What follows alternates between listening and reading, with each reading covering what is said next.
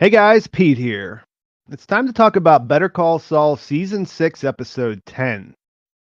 Nippy was a return to something more like the first couple of seasons of Better Call Saul, and the first full Gene episode that we've been waiting so long to see. I mean, this is something that I've been waiting for since the first episode of the first season.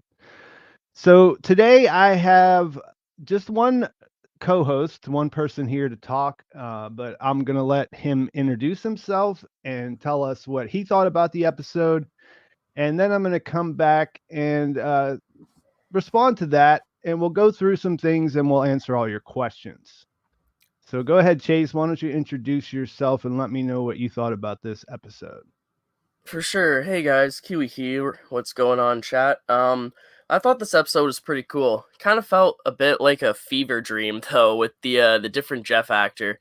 I like the new Jeff actor. At the same time, I miss the old Jeff actor, and I like the way that the new Jeff actor played it. He kind of seemed a little bit more pathetic, honestly, or like less intimidating in moments. I almost felt bad for him.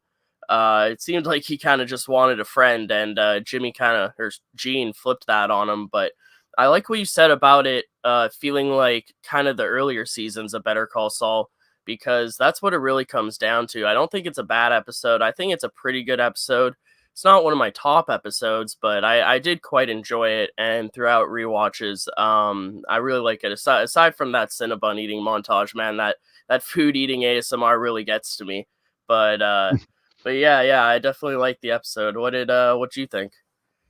Well, it was kind of one of those episodes that was a this with a but. You know what I mean? Like it was sort of a callback to the first season, which I really liked. You know what I mean? Like the different, just kind of self-contained and just dealing with this one character and getting to know him again. But at the same time, none of the other original characters are there anymore. You know what I mean?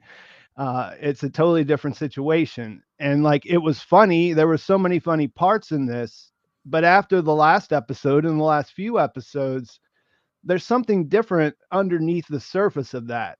So it's sort of like, I was sitting there and I really enjoy it for what it was, but it was also kind of, it also had this weird feeling to me of like what's really going on here. You know what I mean? Like you can't really expect that he's going to, figure out this problem, fix it, and then still have 3 episodes left and, something isn't about to happen somewhere. You know what I mean? Like I kind of added Yeah, all this extra tension expecting something to come and it never did. So, on some level I felt a little unsatisfied at the end. I wanted to see more, but I think, and this is what I talked about in my video, I think the most was that what I really like about that when I look back on it is that like it's crazy to not know where they go next. You know what I mean? It's crazy to be this into it, to watch all of it and be completely in tune.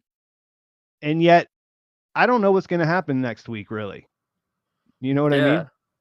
Yeah, it's pretty crazy. It was quite a tone shift too, and I feel like maybe some disappointment from some fans may just be due to the fact that we've been waiting like 2 years for another Gene scene or a Gene episode. This is our first ever Gene episode, which is wild.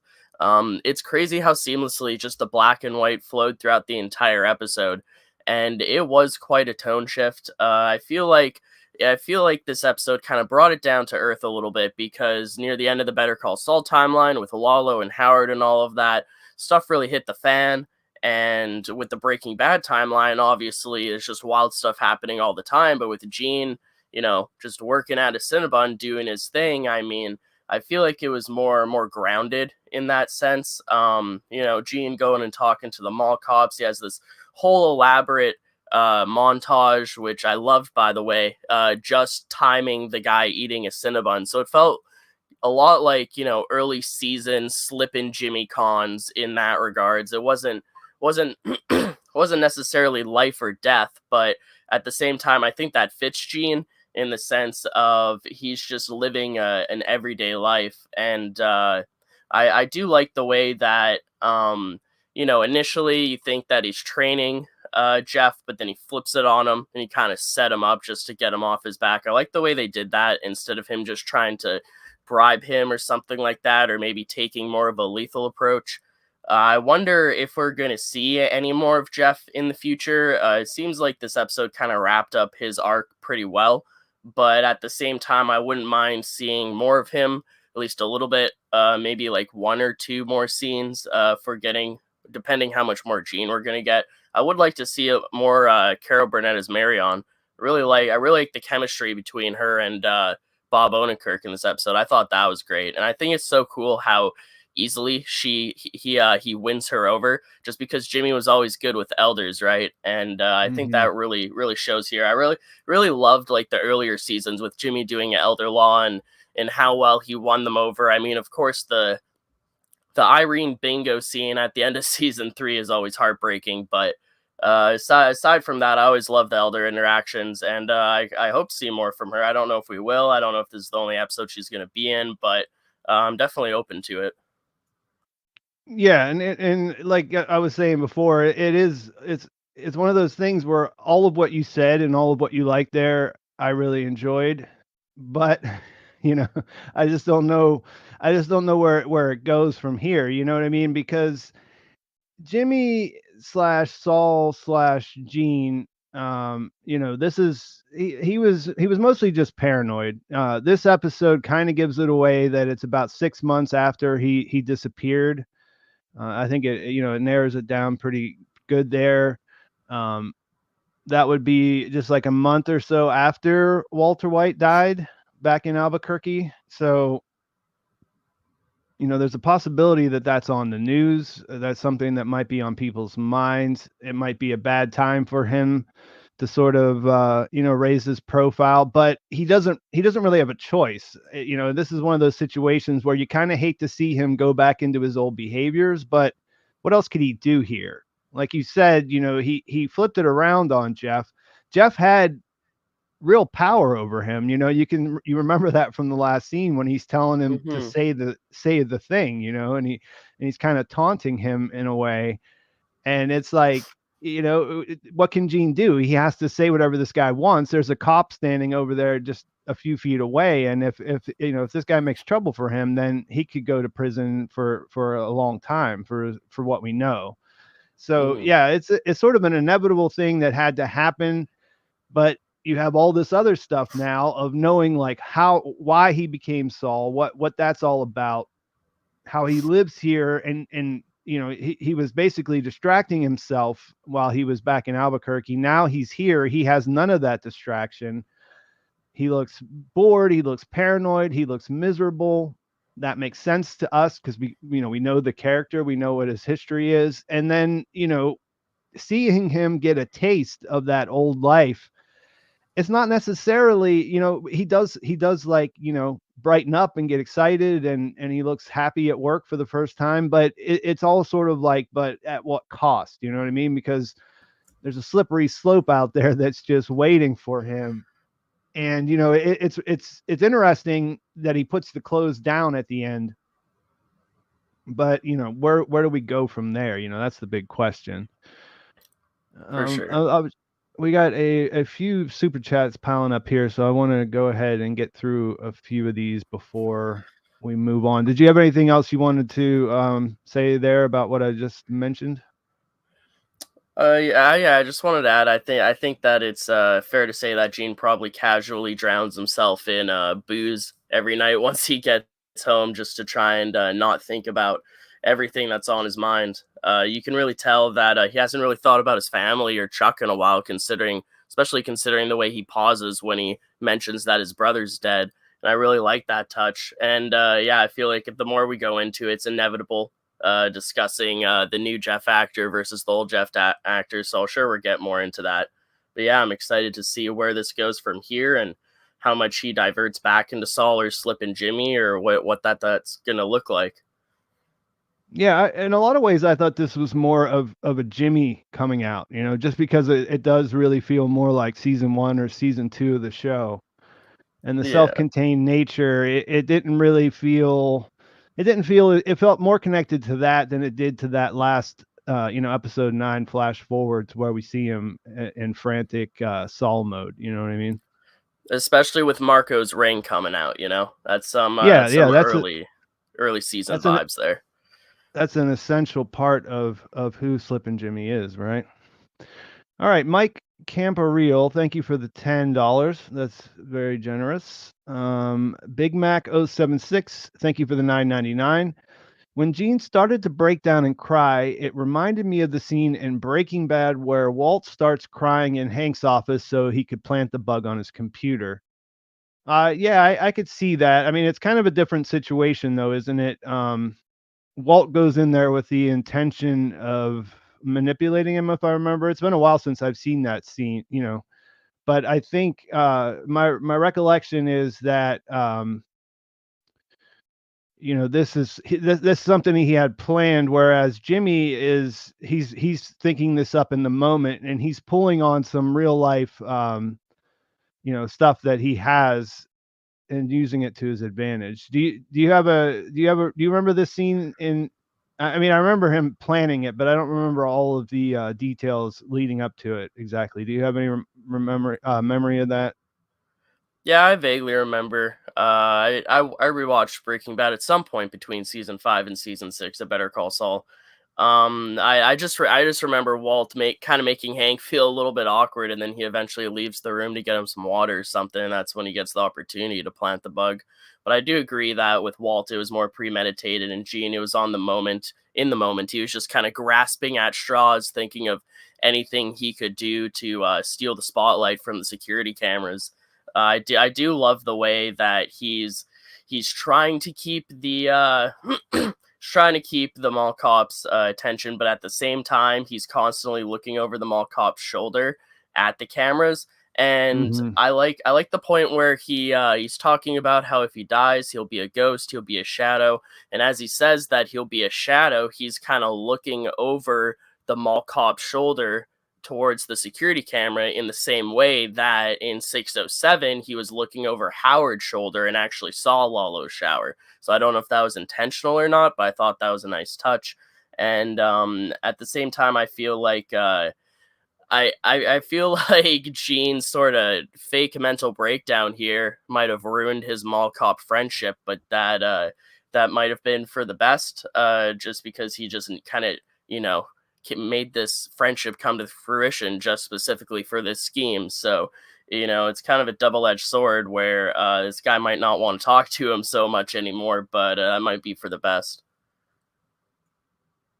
Yeah, the breakdown here, it's he reacts to it a lot different than Hank did. Hank was sort of like, "Ooh, I feel uncomfortable. I want to get out of the room," which was Walt's. That's what Walt wanted to happen. But here, this guy, he's sympathetic, but at the same time, he's sort of like, "No, not me. That doesn't happen to me." Like, so I thought the same thing you thought, that after the fact, it might be like he might understand why he doesn't come anymore, because it was just awkward, and now they don't talk about it. Yeah, definitely. Kind of like, I don't know, when you meet a new person and they seem chill at first and you're hanging out with them or you see them from time to time and then you just get this one weird moment with them that just kind of makes you feel a little bit off put where you still like them, but it just you kind of And don't when really they look at cry in them the front of same you. way. Yeah. It's Yeah, or all fun and whatever the games heck. until somebody starts sobbing about talking about the problems of their life.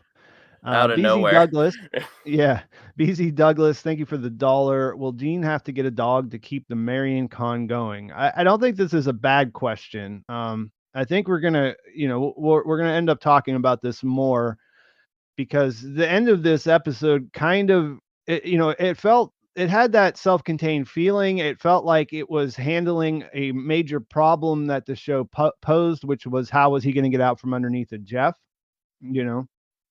But there's also 3 episodes left, so we do have to consider that they may spend a lot of time in, this Gene timeline, and that is something that could come up if Marion does decide, like I mentioned at the end of my video, to kind of come after him. I think there's a hint. I think there's a hint that she might be a more formidable foe than her son. I think she was definitely the one that was calling the shots in the house. It's definitely possible that she could know what her son was up to and know what happened. I think that when I was watching it initially, when they're in the kitchen at the end, I was totally expecting her to turn just because of the person that she is, the the kind of actor that Carol Burnett is and the kind of range that she has. So, I was thinking like she's playing this nice friendly mom who's harmless, but there could definitely be another layer underneath there that we're not seeing. And kind of the whole part of her saying, you're a good influence on him and whatever. It seemed like that was something that you could say that she was subtly, telling him that she knew more than what he thinks, that he was, sort of underestimating her. But I don't think it really, I don't think we really know until we get to the next episode. That's a real interesting way to read between the lines. I definitely ate up the fact that she was just kind of an innocent old lady, just a sweet old lady. But that'd be crazy if she actually had another layer to that, where she's a little bit more diabolical, or she can get down to brass tacks, so to speak, and actually be intimidating in the same way that let's say Gene was to Jeff when he was kind of telling him off. I think that'd be really interesting to see. I'm not sure if she would be much of a threat, but I think that'd be interesting if she was the thing that actually took down Gene. And in regards to him getting a dog, I think that'd be interesting. I'd like to see it. I feel like it would help with Gene's loneliness at least a little bit. So he's not at that in that entire house, alone. Maybe bring some life into his world. I think that'd be interesting. Yeah, you talking about bringing life into their world. The other thing I kept waiting to happen when I was watching this episode was I was waiting for that thing that was gonna, like you mentioned his ring, or whenever he does anything in this episode, I kept thinking, oh, the color's gonna come back. I'm waiting for this dramatic moment where Omaha goes from black and white to color, and of course that never came. Yeah, yeah, same. Space Windu, thank you for the 5. Hell, Pete and Kiwi, thank you for that. I was scrolling through here. I saw some people mentioning Courtney. She's going to be on Saturday. She wasn't able to make it on Tuesday. And the reason why it's just me and Kiwi today is because Gil had something come up at the last minute and he had to back out. Or else I would have had somebody else on. But things will be back to normal next week, and we will be continuing with the Saturday stream as well. Passan Terry, thank you for the $2. I'm calling the Gene timeline Baking Bad from now on. That's pretty good. I didn't thought of that, but now I will. T, thank you for the $4.99. My 2 favorite BCS channels. Thank you for the great content. I fanboyed out when Gene referenced a certain 50-year-old chemistry teacher. Yeah, well, that was the other thing, is that Deadline Hollywood or one of those magazines confirmed that they were going to be back, and so I spent most of the episode wondering how will we go back into that timeline, because obviously they're not going to show up. And then we got this this mention, and it was the way it was played, and what he said, and the whole thing was a great, it was like, wow, it really brought back feelings of enjoying the Breaking Bad series when it was on. And then you're like, well, wait a minute, that's not what they meant, that you know Walt and Jesse will show up. And I don't know, it was kind of weird. That kind of had a, it didn't take me out of it as much as just like how I felt disoriented by the way the story was playing out at times. But it was I definitely was waiting, based on what they said, that Walt and Jesse would actually show up. Did you experience that? Yeah, Chase. yes. Yeah, so what the heck was with that Deadline article, eh? Because I think there was a Deadline article that said that I think Aaron Paul apparently confirmed that Jesse was supposed to be in the last episode. I'll have to go and look at that again to see if I misread something. But yeah, it was real interesting. I was expecting them to appear last episode. I'm not disappointed that they didn't, you know. There's still time for that, and we know we're still going to get it here eventually. I thought that was real interesting that they didn't. I really like the way that they mentioned Walt, not necessarily by name, but he used it as sort of a braggadocious way in order to keep Jeff on board because you can tell that Jeff kind of looks up to him in regards to the fact that he was involved with the Heisenberg case and everything that comes along with it. So I feel like he's using that example from his past life in order to try and starstruck him a little bit and make him stay, stay on track. And I really liked that. I don't think they overdid it. I don't think they underdid it. I thought it was pretty interesting, and I like the way they executed it for sure. Yeah, I was wondering that if that was the general consensus, was that he said that in the way that he said it to kind of, to kind of pull on that on that the pull on the what would be the word, like the mystique around Heisenberg, you know what I mean? Like Jeff should know who he's referring to, but it never gets to like him being able to ask a question about it or, you know, discuss it more. He just sort of delivers it in a way that he puts it there. He's sort of like, yeah, don't forget, I was Heisenberg's guy, kind of thing. You know what I mean? And Mm-hmm. then moves on. Roger Rubio, thank you for the $10. Shout out to my two favorite BCS YouTubers. Big thank you for all the hard work. Phil, we have no idea where the last three episodes will go. Do you think we go to the Breaking Bad era next? Question mark, or more Gene? Question mark. Well, I did listen to the Insider podcast, and I've seen, when I went to pull these photos, I saw some photos from 611. So I don't know if that's like kind of spoilery or not.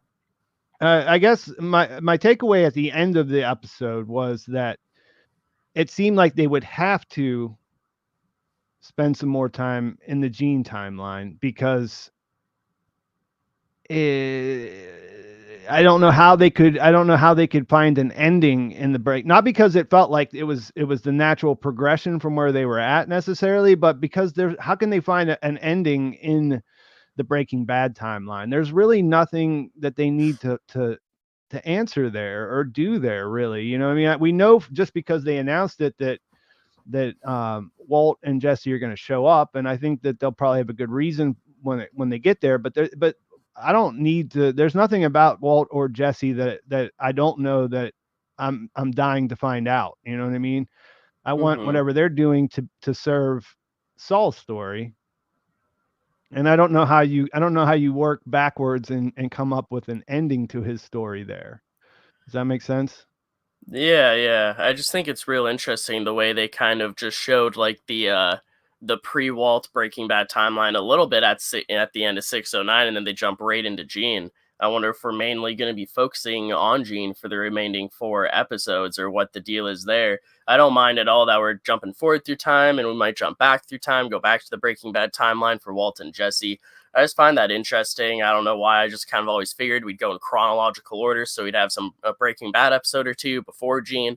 But now I'm really curious how much time we're actually going to spend in the Breaking Bad timeline in regards to Walt and Jesse. If we're just going to do sort of an extended cold open where we get all three scenes with them back to back to back, or if it's actually going to be spread throughout an episode, if it's going to be spread throughout multiple different episodes. I'm not too sure. I find that really interesting, though.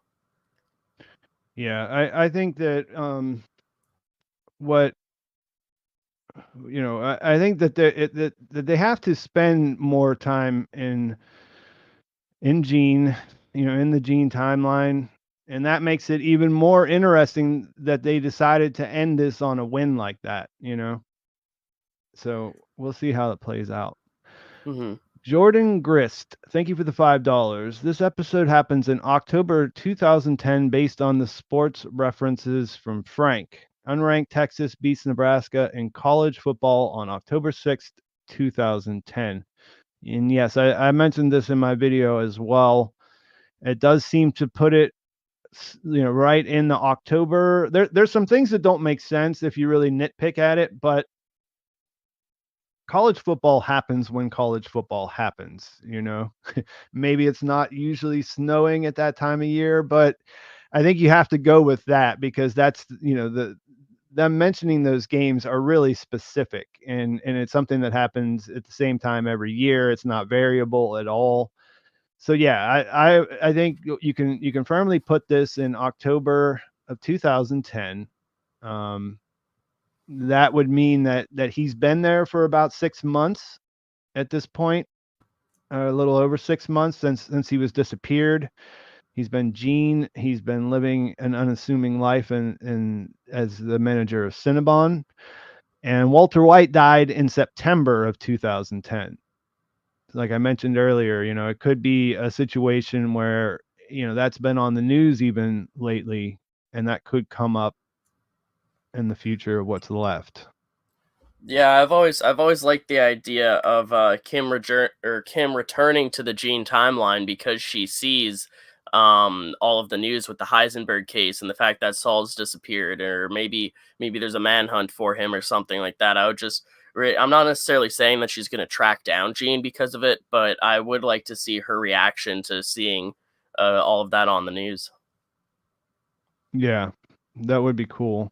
And one other thing, I didn't really mention this in the video that I made yesterday, but it definitely, having this part of the story resolved, or that step of the story. I don't know if you would say it's a part, because like we keep saying, there could be more that come out of this scam he just pulled. But to have him conceive of and pull off a scam and successfully change the situation with Jeff, that does open up the idea of what I was talking about on Saturday, and that would be to get a full Kim episode, or a Kim heavy episode at least, to find out what she's doing in the in between time to set up her coming back. Yeah, yeah, I'd be for it. It's kind of weird not seeing her this episode. I mean, of course, it's all Gene, but I think this is, aside from 5-0 back in season one, this is like the only other episode that doesn't have Kim in it. So that's a really interesting there. I wouldn't mind seeing a lot more of her and where she's at and how she might come back into the story.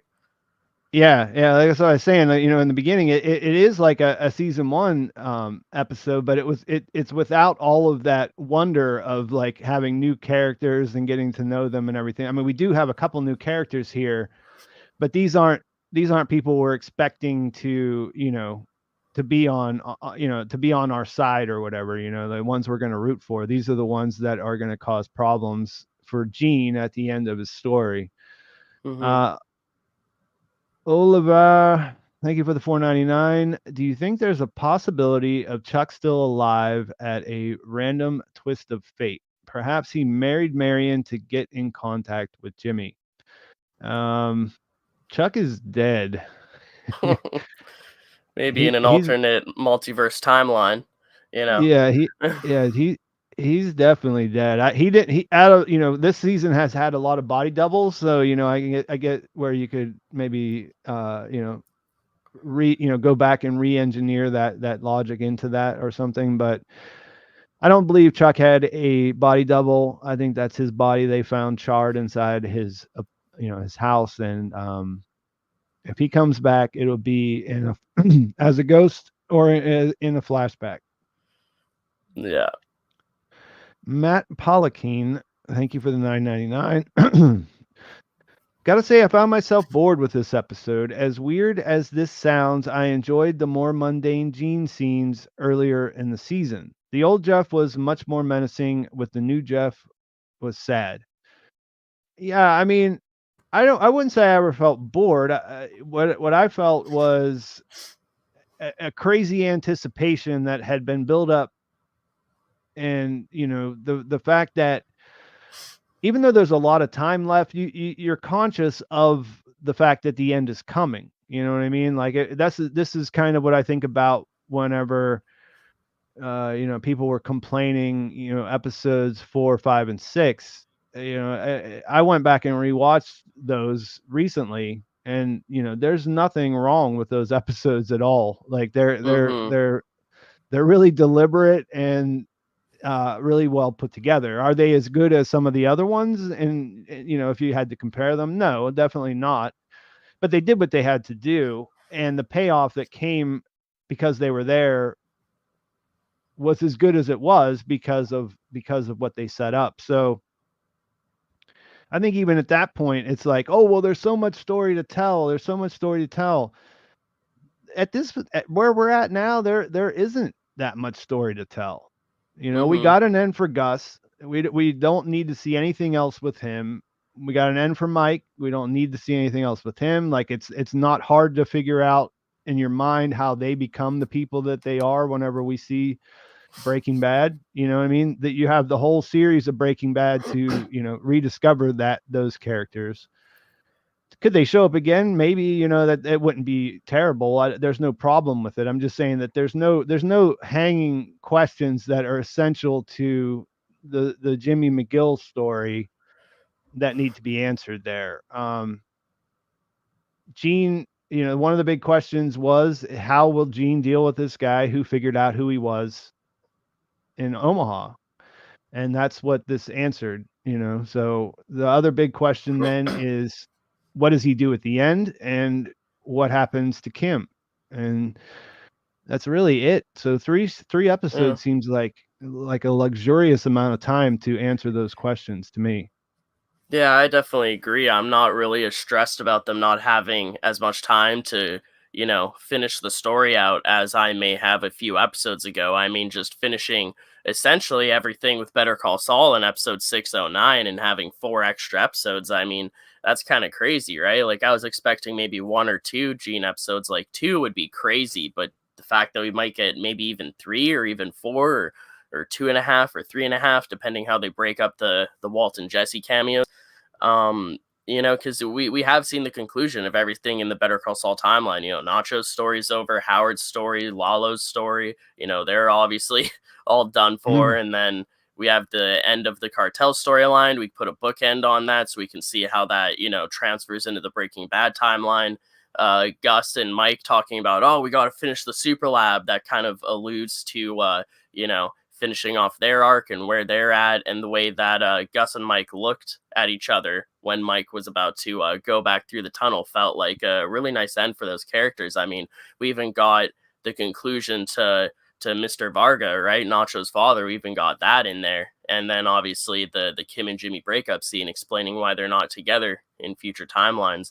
And the thing is that I feel like a lot of people expect it to be the ending to the show to be all action and gunfights and super high stakes and high intensity moments, but it seems like people keep wanting this show to be Breaking Bad, and that's just not what it is. Like, Breaking Bad is has always been on a larger scale, a more grandiose scale in regards to the stakes and everything. This show is more of I mean, Breaking Bad was already a slow burn, but this show even more so. It's more of a character study. It's a much more character driven show, and in that way, I feel like this show is a lot more relatable. Like, this show occasionally, gets action heavy with Bagman or with at the end of Plan and Execution, but at the core of it, that's not what Better Call Saul is. We sure kind of swerve into that lane every once in a while, but and the thing is that because we're winding down the show, we only have a few more episodes left.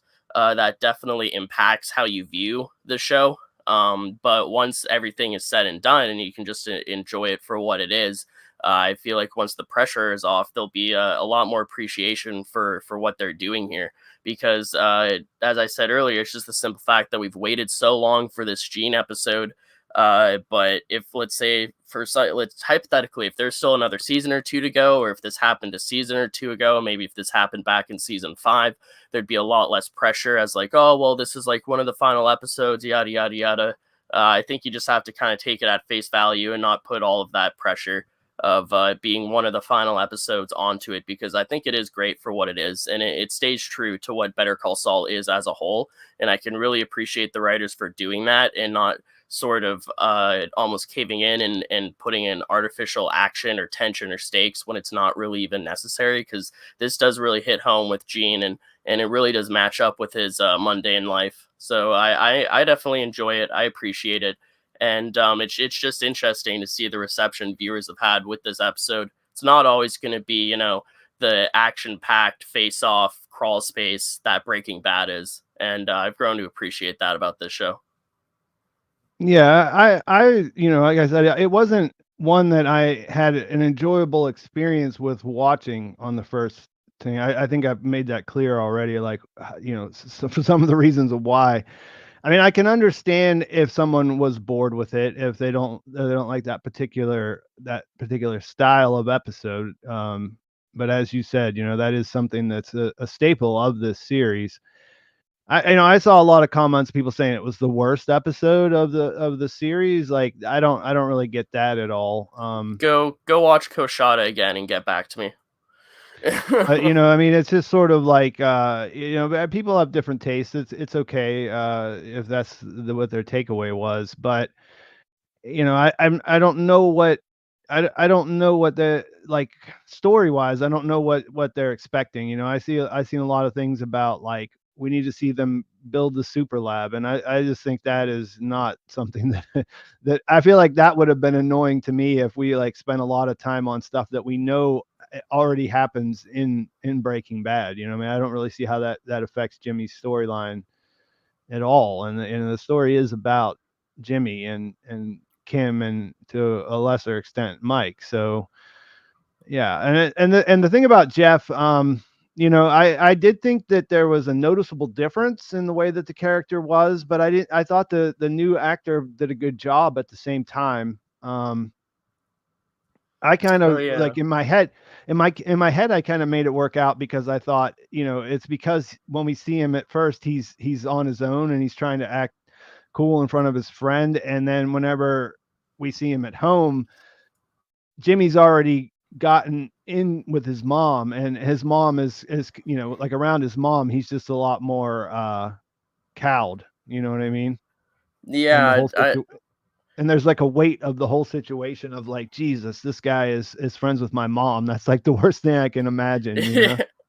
I love how he sort of gave him a checkmate there, but at the same time, I wonder what your opinion is on the whole, because obviously, Jeff got recast. The original actor couldn't make it because of another show, so they had to replace him. And I feel like they kind of catered the story to this new actor's perspective and his strengths and weaknesses. So maybe that's why Jeff feels different, just because of the actor portraying him. He did do a good job, but as far as like an in universe sort of canon, even if it is just a head canon, I wonder what your opinion is on the fact that Jeff seemed more intimidating and ominous and malicious, because that's the way that he initially perceived him, due to his paranoia and his anxiety and almost having a panic attack through being made. But now that he's, gotten in with Jeff's mother, he perceives him this way in this episode, just because he's not intimidating. He's more of kind of like a bumbling fool. As I said at the beginning of the stream, he seems a bit more pathetic, a little bit more sympathetic. And although I do really like this Jeff, the whole time while watching the episode, I could not help but just constantly think, oh, what would this look like with the original actor? How would this feel if the original actor? I kind of wish I could see that version too, sort of like a Marvel multiverse what if crossover. But I do like what we're seeing here with this Jeff. The whole time I can't help but think, oh, what if we had that other actor? What would he have looked like? Yeah, That's where I'm kind of at. I think part of the reason why I know I liked how this guy performed was because it only took a few minutes for me to just totally forget about that. Like, I love Don Harvey. In those scenes, I've rewatched those scenes like hundreds of times, making videos and stuff like that, Mm-hmm. and totally have a nostalgic feeling about that. But this guy totally brought me into that. This is the new Jeff, and I stopped thinking about the whole idea of it not too long into the episode. Like, by the time Oh, that's good. Gene and his mom are sipping schnapps, and he's sitting there looking broken. And by the time they go outside, I was like, yeah, okay, this is Jeff now. You know what I mean? It Definitely didn't take feels that like long. Definitely feels like a different character though. Like if his name just wasn't Jeff and it was just someone else, like that's kind of how I feel about it. Like it is a little bit disappointing that after all these years of building up the original Jeff from season 4 and season 5, especially how amazing Don Harvey did in season 5, I was really looking forward to that. So it was a little bit disappointing, but that being said, I still enjoyed this version of Jeff a lot. It just kind of felt like a different character in a good way. I still enjoyed it, but it's just the fact that I feel like the original actor wouldn't have played up sort of like the bumbling buffoon, sort of pathetic, naive type of. I feel like the original Jeff would have been more intimidating.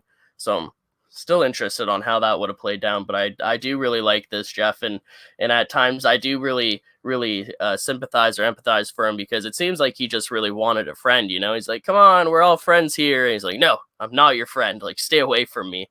It was Yeah. all a ruse. Uh, so I don't know. Makes me feel a little bit bad for Jeff, which is something that I never thought I'd say. Yeah. Formula 4448888. Thank you for the 4.99. Thoughts on where Kim is and if we'll ever see her again? She possibly in Nebraska and same city as Gene. Yeah, I do think we'll see her again. No, I don't know where she's at. There's the idea that, that like it's possible she could be in Nebraska. She is from there. I never really thought it made a lot of sense for her to go back there on her own.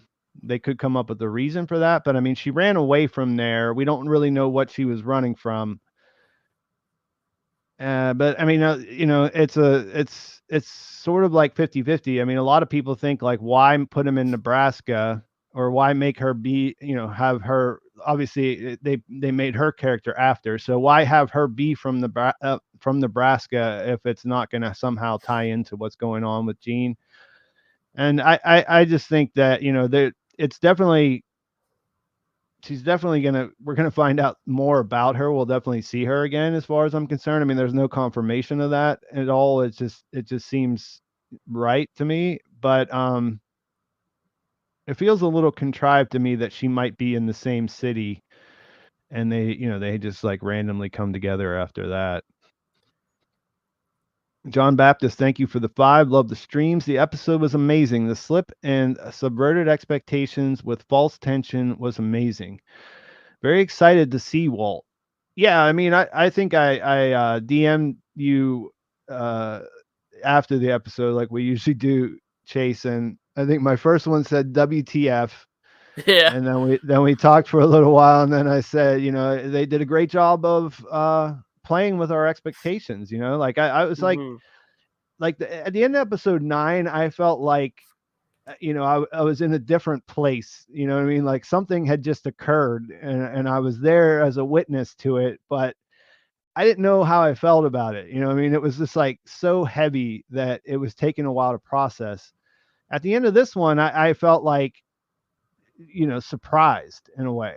I And I, agree. like I said, I felt like that, that I had this expectation that wasn't satisfied. And then I had to decide how I felt about that. You know what I mean? I had to process like, well, how does that make me feel? Do I feel angry? Do I feel cheated? Or do I feel wowed by the fact that they were actually able to do that? You know? And Yeah. it was funny. It was funny because, I talked to you about that and a couple other people. And then I made my video. I talked about how that, they did a good job of that. And I thought about this, like how there was this sense of unease that I had when I was watching it because I was, just not really sure what, it wasn't what I expected. And, I listened to the Insider podcast last night when I was falling asleep. And she, the writer was saying that they were hoping to subvert expectations, you know what I mean? And they were hoping for people to feel a little disillusioned and not really understand why they made the choice. So I was like, damn, you really did a good job with that. Those were Yeah. exactly the reactions that I had. Yeah, exactly. Especially since for the last like year and a half, 2 years, we've been wondering what Jeff's motives are. How malicious is he truly? I always kind of went down the alley of he's going to try and blackmail Gene in order to get him into the game. Side note, I find it really funny how Jeff doesn't even know the phrase in the game. Gene has to explain that to him. Yeah. And I don't know. I really liked that. It subverted our expectations, or at least my expectations, where I thought that the whole time Jeff was going to be blackmailing Gene, but by the end of the episode, Gene ends up blackmailing Jeff. And there's a lot that happened in this episode that I did not expect. Like I didn't expect Gene and Jeff to do a scheme together. I thought that in a way it was all part of Gene's plan where he set him up to use it and to use it against him, and that's what the blackmailing is. But I always thought that Gene would just be working against Jeff. I didn't think that they'd work together in the way that they did. I thought that was interesting. I like how they brought back the guy that was with Jeff in season 5, and they kind of confirmed that that's his brother, and he was the delivery guy for the shipment crate. I really like that, and yeah, I do think that it subverted our expectations really well. Just switch lanes, just to talk about the Kim thing for a second from the last super chat. In regards to Kim being in Nebraska, there's just 2 points I wanted to touch on. One is the fact that even though at the end of 609, after their breakup scene, it kind of cuts for dramatic effect while Kim is packing up, you got to assume that they had a few more conversations after that before Kim was out of the apartment for good, right? So Jimmy probably knows wherever Kim moved to. We don't as an audience, but he does. And it's not like he has to hide that because she didn't disappear via Ed. She didn't change her name. She just moved away. So I feel like Jimmy Saul Gene knows where Kim is. And in the Breaking Bad episode, Granite State, he says Nebraska. What's in Nebraska? So it's not. I don't think. I don't know, because I feel like Kim went back to her hometown. She's not far from home. People like to stick close to home, the cliche. But at the same time, like if you had to put a gun to my head, I would guess that she went back home. But at the same time, just the way that Saul says, "Oh, what's in Nebraska?" or it kind of seems like he's not. And obviously, that was written before Better Call Saul was created, before Kim's character was created. So they have to sort of work around the confines that Breaking Bad set up for them. But with that being said, how are they going to do it? Are they going to retcon that line where Kim is in Nebraska or Kansas and Gene Saul knows that? Or did he really not think of her when, in fact, he could have possibly been relocated really close to her? So I wonder if they're going to address that at all. And if so, how that's going to go down, because that's kind of the only pain in my side in regards to the whole Kim and Gene reunion theory and Kim going back to her hometown, is that when Saul got relocated to Omaha, it sounded like there was nothing anywhere nearby for him there. So I wonder if Yeah. they're going to address that. Yeah, I don't know if I totally agree with what you're saying. I mean, it's up in the air. There's no way to know for sure. I don't know if I totally agree with the idea that she would tell him where she was going. Because if she's looking at this like they're bad for each other, they're poisoned together, and that the only way that she can remedy that is to leave, then it's possible that she might say, you know what, I'm not going to tell you where I'm going to go because you're gonna eventually come after me, and that's not really going to work, you know. So I can see how you arrived at that, because it's completely up in the air. I think I fall on the other side of it though, that it's possible that he doesn't know where she's at, but he does know Yeah. she's from Nebraska. You know what I mean? Like if there was a way to find her there, you would kind of think that she would. And it's kind of just, I kind of get tired of talking about this in a way because it's just sort of like it'll make sense when we get there. There's like so many Mm-hmm. things that we could sort of retread over and over, but we're almost there. So like it's almost like let's see what happens, you know? Yeah, fair enough. Yeah, I see where you're coming from. It does make sense that maybe she wouldn't tell him. I don't necessarily think that Kim thinks that she needs to hide from Jimmy or Saul, but I mean, it is Well, possible. Who Well, one of knows? the reasons why one of the reasons I fall that way is because of the phone call. If she's the one who's calling, like why do they have to have this crazy top secret phone call if he knows Yeah, where she's at anyways? You know what I mean? yeah, that's a good point. But I mean that might not be her. That could be something different too, you know what I mean? So we don't know. I just Exactly. think That's why yeah. I do agree with you. There's so many different variables. We can go around in Yeah. circles all day, but we're going to get the answer in a week or two here. So, might as well Yeah. just sit tight. And for the end of this, I'm very excited to see Walt. I am too. I know it's like cool to not want to see him, but I can't wait till he comes on screen. Ed Hands, thank you for the $4.99. On the Insider podcast today, Peter said there is more Jeff to come. Thoughts on how Jeff will continue to play a role with Gene? Well, I mean, I think we talked about this a little bit earlier. Maybe you weren't here yet, Ed's Hands, but I feel like the real where there's real potential is with Marion more than Jeff himself. I feel like there's a very, very good chance that Marion might be, a more reasonable foe.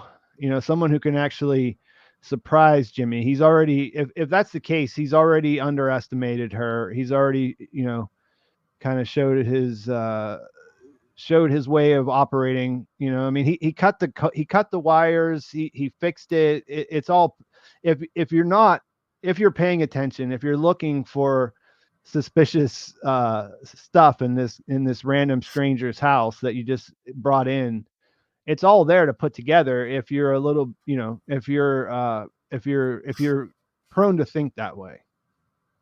Yeah, I think just for the simple fact of during the whole Gene blackmailing Jeff scene, he drives it home that don't talk to me, don't come near me, you don't know me. So I don't think that Jeff is gonna go out of his way to try and contact Gene unless it's like some sort of dire emergency. So I think what's more likely is we see Jeff talk to Marion, and then we see Marion talk to Gene somehow, whether she's relaying information from Jeff or not, or if Jeff just kind of motivates her to go talk to him for whatever reason. I feel like Marion would be the middleman, so to speak, between the two characters, since Gene made it pretty clear that he doesn't want anything to do with Jeff anymore. Yeah, she's the. I think that's the way that it comes back up. Maria Foreman, thank you for the $4.99. Love you guys and love BCS. I'm from Omaha. Just wanted to say all they talk about here is Husker football, and they certainly got that detail right. Yeah. Thanks for the super chat. And I was thinking about this yesterday. I drove around the U.S. quite a bit whenever I lived there, and I don't think I ever went through Nebraska at all. I couldn't recall a time when I did that. But I do know that in smaller, states that don't have big professional teams, college football pretty much seems to be like the religion of the locals. So I know Yeah, what you're I've talking about there. I haven't been there myself, but I did get a YouTube comment from someone that said that they've lived there for about a decade and they've been to that mall plenty times. And apparently, the actual store that's there is a Macy's. I haven't fact checked it or anything. I haven't been there to confirm, but I thought that was real interesting that there was a viewer of mine who's so familiar to that area that they could call out the mall, call out the exact store that teaser trailer of Armani Suits and Run was from. Yeah. So I found that really interesting. Well, one of the probably the most interesting, well, not maybe the most, but one of the most interesting things they talked about on the Insider podcast is that none of the actual stores that are open there would let them shoot, even at night. So they had to go into an empty one and build a completely fictional, like stock up a whole department store with all their own stuff and all their own people to Oh shoot in. wow. Wow, that's Yeah. crazy. Yeah, I haven't listened Yeah. to the Inside podcast. I'm going to later tonight, but yeah, that's wow. That's amazing. Yeah, I thought that was pretty impressive because even when you go back and look, I mean, it looks like a real place for sure. Mhm. And that's not to say that one with the escalator, that shot that was in the trailer, that could actually be that's empty or whatever, so that could just be a real store. But the ones where Jeff's running around and we see like the other people, the manager and stuff like that, that was all a store that they built just for the show. Hmm. Dracaris, bitch, thank you for the $9.99. 609 was the true finale of BCS. We're in the epilogue episodes of BCS, much like Granite State and Felina were epilogue episodes for the true climax finale of Ozymandias for Breaking Bad. Love the episode. Yeah, that's the old that was I remember that being a big thing at the time. I think who was the writer that wrote about that? Maybe I don't want to get it wrong. It might have been Emily Nussbaum or one of those people that was writing a lot about TV back then. You know, that she talked about, or the writer talked about how the season ended there. I think Alan Sepinwall has also, talked about that. And I get it. Yeah, I mean, it makes sense. The climax of the story happens there, and then you find out what happens after. And and it's kind of a strange thing. Most TV shows might give you a one episode aftermath kind of thing, but not this much story. And even with BCS, we're getting even more of that. We're getting 4 full episodes of epilogue, if that's what it turns out to be. I think it'll be a little bit different, though. I think we'll see a little bit of traveling through time, going back to the Breaking Bad timeline a little bit, and we'll go to different places. We'll have Gene, but then we could also have some Kim, and then we could have them come back together. So yeah, you could call it an epilogue. I like to think of it as I don't really know what's going to happen the next, what's really going to happen next, and I like the feeling of not knowing, but we'll definitely see how it plays out. Yeah, I'm pleasantly pleased with or surprisingly pleased with how well they concluded all of the stories, right? Like something like Nacho and 603, I feel like most shows would have saved that for like the final episode or two, but we got that 3 episodes into the season, and then we finished Howard's story in episode 7, Lalo's story in episode 8, and episode 9 already kind of felt like an epilogue. And with episode 10 being the full Gene episode, I mean, these are the full 10 normal episodes that we would have gotten, right? Now they did write this season with the knowledge that they had 3 bonus episodes, so I'm not saying that this would have been the normal cutoff if they only had 10, but just to think that this is the normal length of a season, and we still have 3 bonus episodes in a way, or 4 including this one, maybe even 5 including 609. I just really enjoy how they did that there, and just thinking that we still have a few more episodes, so it just feels like a lot of bonus content, and I'm here for it. Yeah. Tony Corrant, thank you for the $4.99. Another episode for the fans with a low IQ to hate on. Ha ha ha. So you're laughing at the end. So I'm thinking you're saying that as with A joking connotation. Yeah, with a joking connotation. People like different things.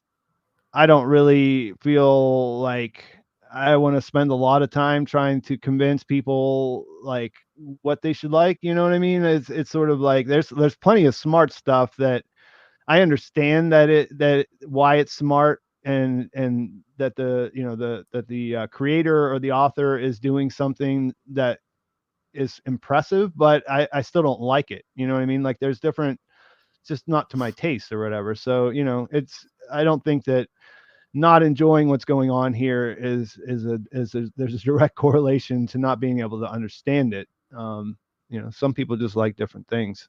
Yeah, I mean, like everything gets chalked up to opinion, right? And I was actually watching a Ricky Gervais Netflix comedy special earlier, and I kind of like what he said in regards to he doesn't like it when people just say that comedian's not funny. It's like you have to correct them. Well, no, you think that comedian isn't funny, or you found this joke offensive. So in a way, you didn't like the episode. That doesn't mean the episode's bad. That doesn't mean that other people aren't allowed to enjoy it. You enjoy what you want, and that's the thing. It's all chalked up to perspective. And I mean, it's one thing if you're just going to blatantly hate on the episode if you're just an action junkie, I mean, that's just you. That's not really what this show is, as I was saying earlier. But, everyone's entitled to their own opinion.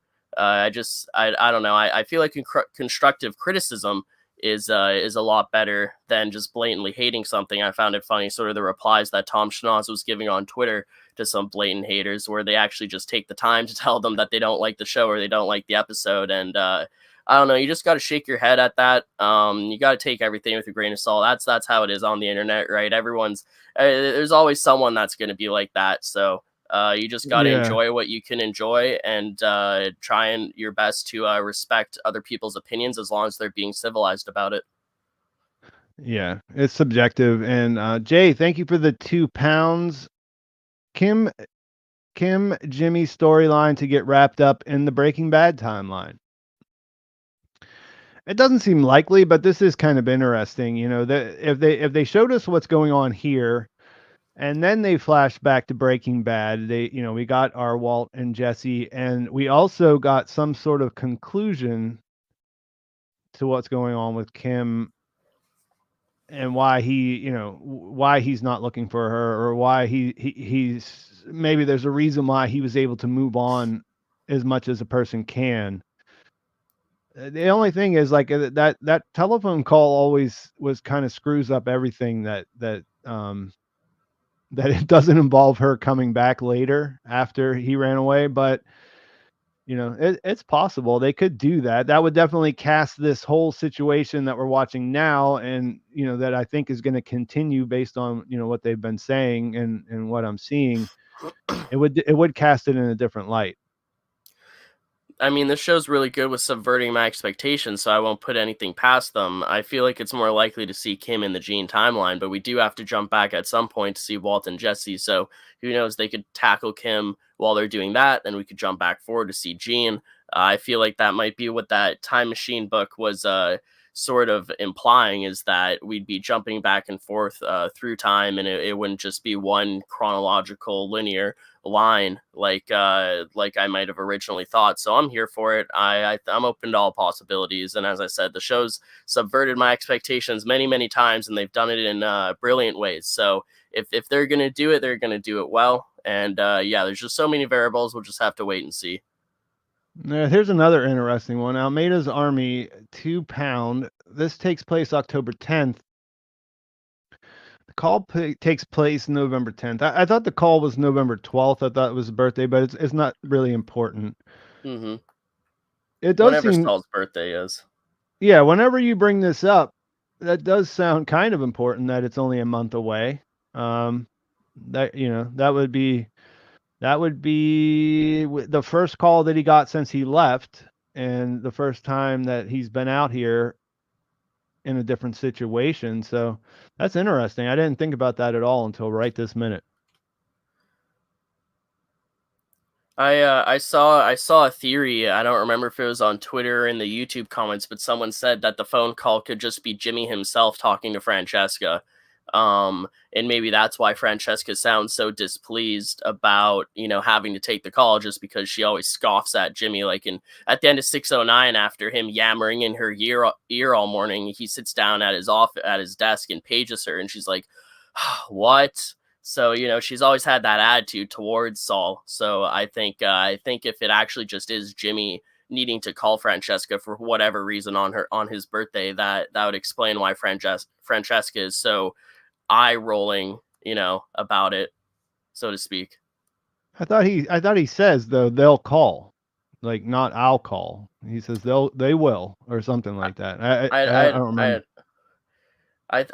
I don't know. I'd have to go and see the scene again. I think he said something Yeah. along the lines of, "If it doesn't ring, I'm leaving." He's like, "Don't worry, it'll ring." So I'm not sure. Oh yeah, It's you might be my right. Yeah. I might have just did that. I mean, I think that would, to me, that would feel like a little bit of a retcon if he's just talking about himself. There's less mysterious ways that he could have got that across. But we'll see. You brought that up, and it's something that I've been thinking about, and it's another one of the reasons why this episode kind of felt so disorienting, is because I keep having all these revelations about Saul and about the original series, and about everything that's going on after the information that we got in episode 9.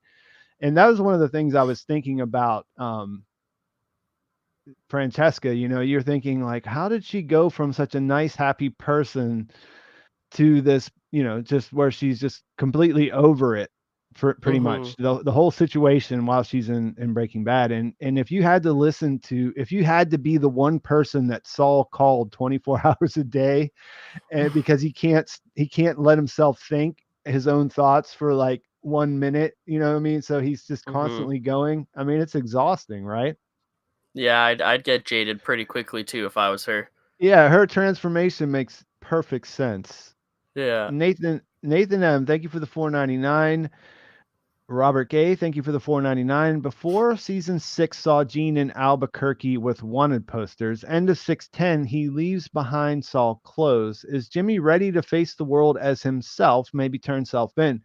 That was not my take at the end of the episode. I mean, I get what you're saying about hanging up the clothes. That was sort of a snag in the process, but I didn't think that showing him getting away clean really moved him anywhere closer to turning himself in. He had a problem. He had to think on his feet. He handled it, at least for the time being. So, like, I didn't think that it did actually move him anywhere closer to turning himself in. What did you think? I mean, I think that it shows that, symbolically, Saul Goodman, Slippin' Jimmy is always going to be a part of him. It's always something deep down inside of him. And no matter how much he tries to hide it or bottle it up, it's going to come out eventually. I don't think he's going to fully revert into one or the other.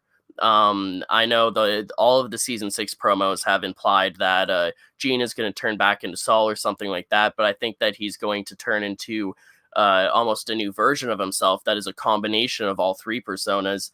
And I do love the symbolism though, where he sort of looks at himself in the mirror with that shirt on him, or holding it up to him, and it's almost like he's proud of himself for who he used to be and how he can still flip that switch when he needs to, but he puts the shirt down because he's not quite ready or doesn't want to just entirely revert back to it. So I feel like it's always a part of him and he's proud of himself for it and it's always there, but he doesn't necessarily need to, fully turn back into that. I feel like he is pursuing I feel like he's pursuing a new path almost. That's the way that I interpreted it.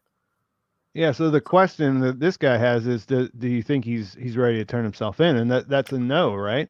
Yeah, no, I don't think that's not what I got from that. I mean, it's always been a huge theory of mine to theorize about Gene going to jail and turning himself in, yada yada yada, being a criminal prison lawyer, but that's definitely not the interpretation that I got from that final scene in the episode.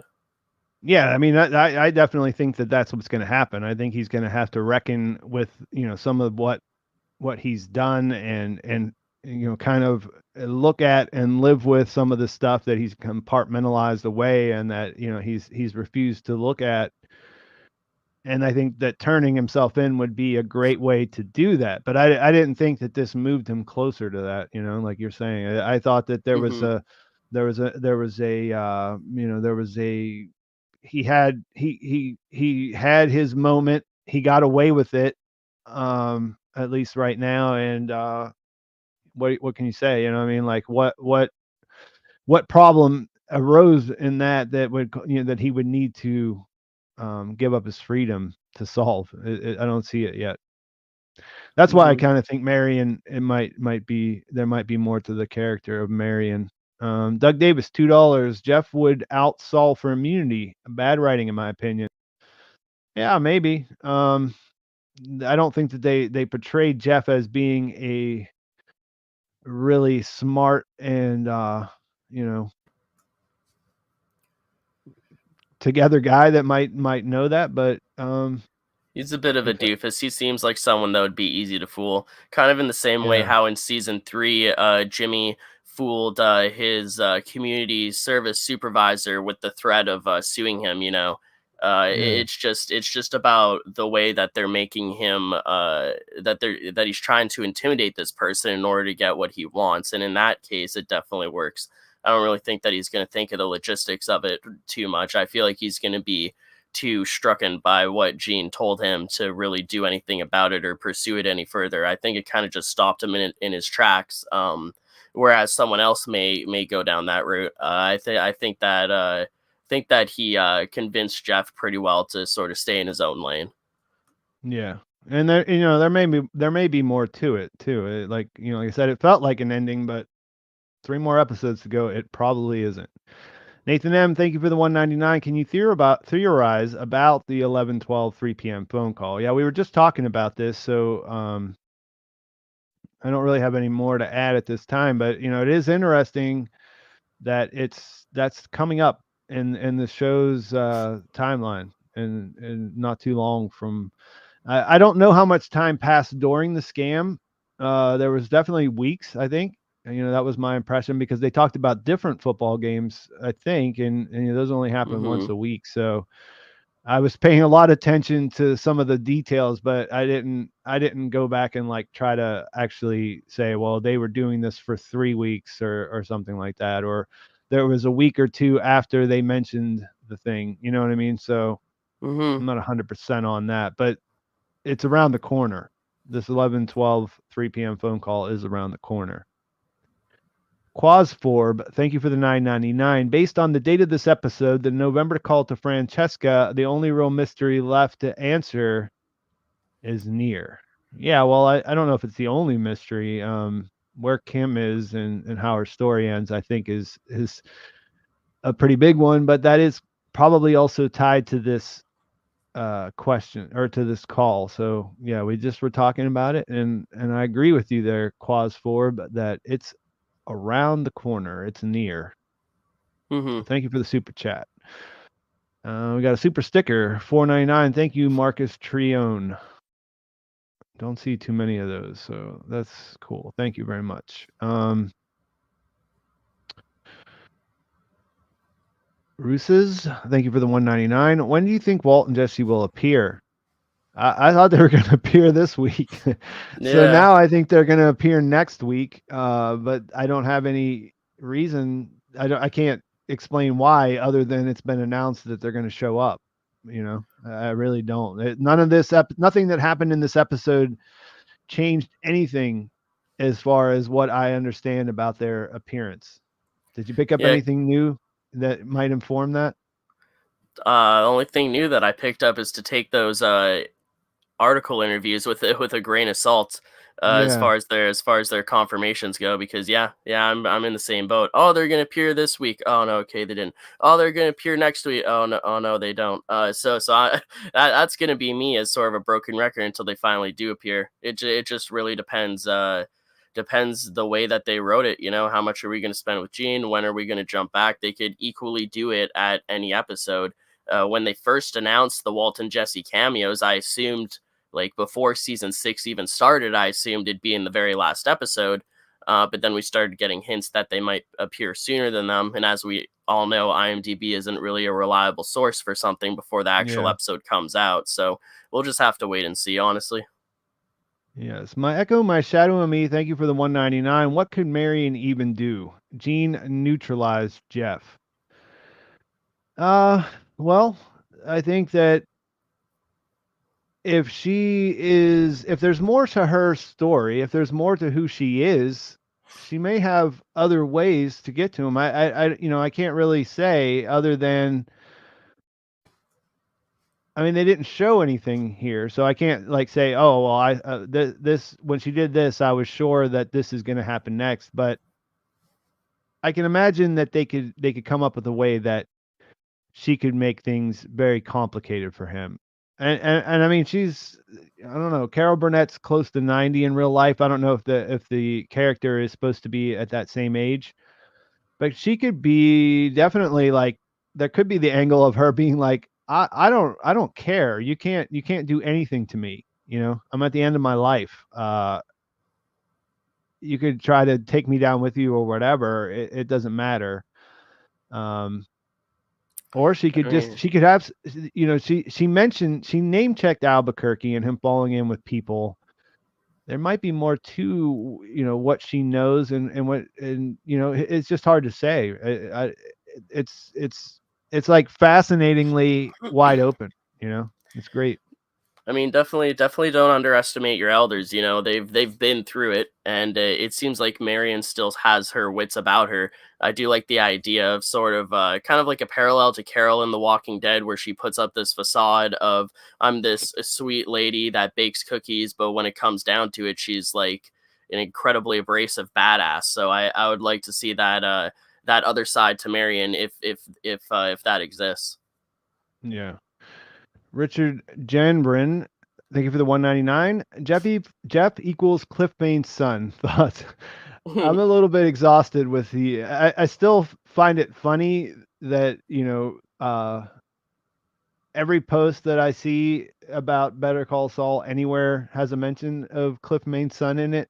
But I'd be pretty shocked if Jeff was his actual son. Yeah, that Cliff Main son thing is kind of the new Kim is Wendy meme, in my Yeah. opinion. Joe Figueroa, thank you for the $5. Kiwi, everyone wants to see your face. That's a personal choice, so Yeah, I don't know maybe if you want one to day. respond to that. Today's not the day though.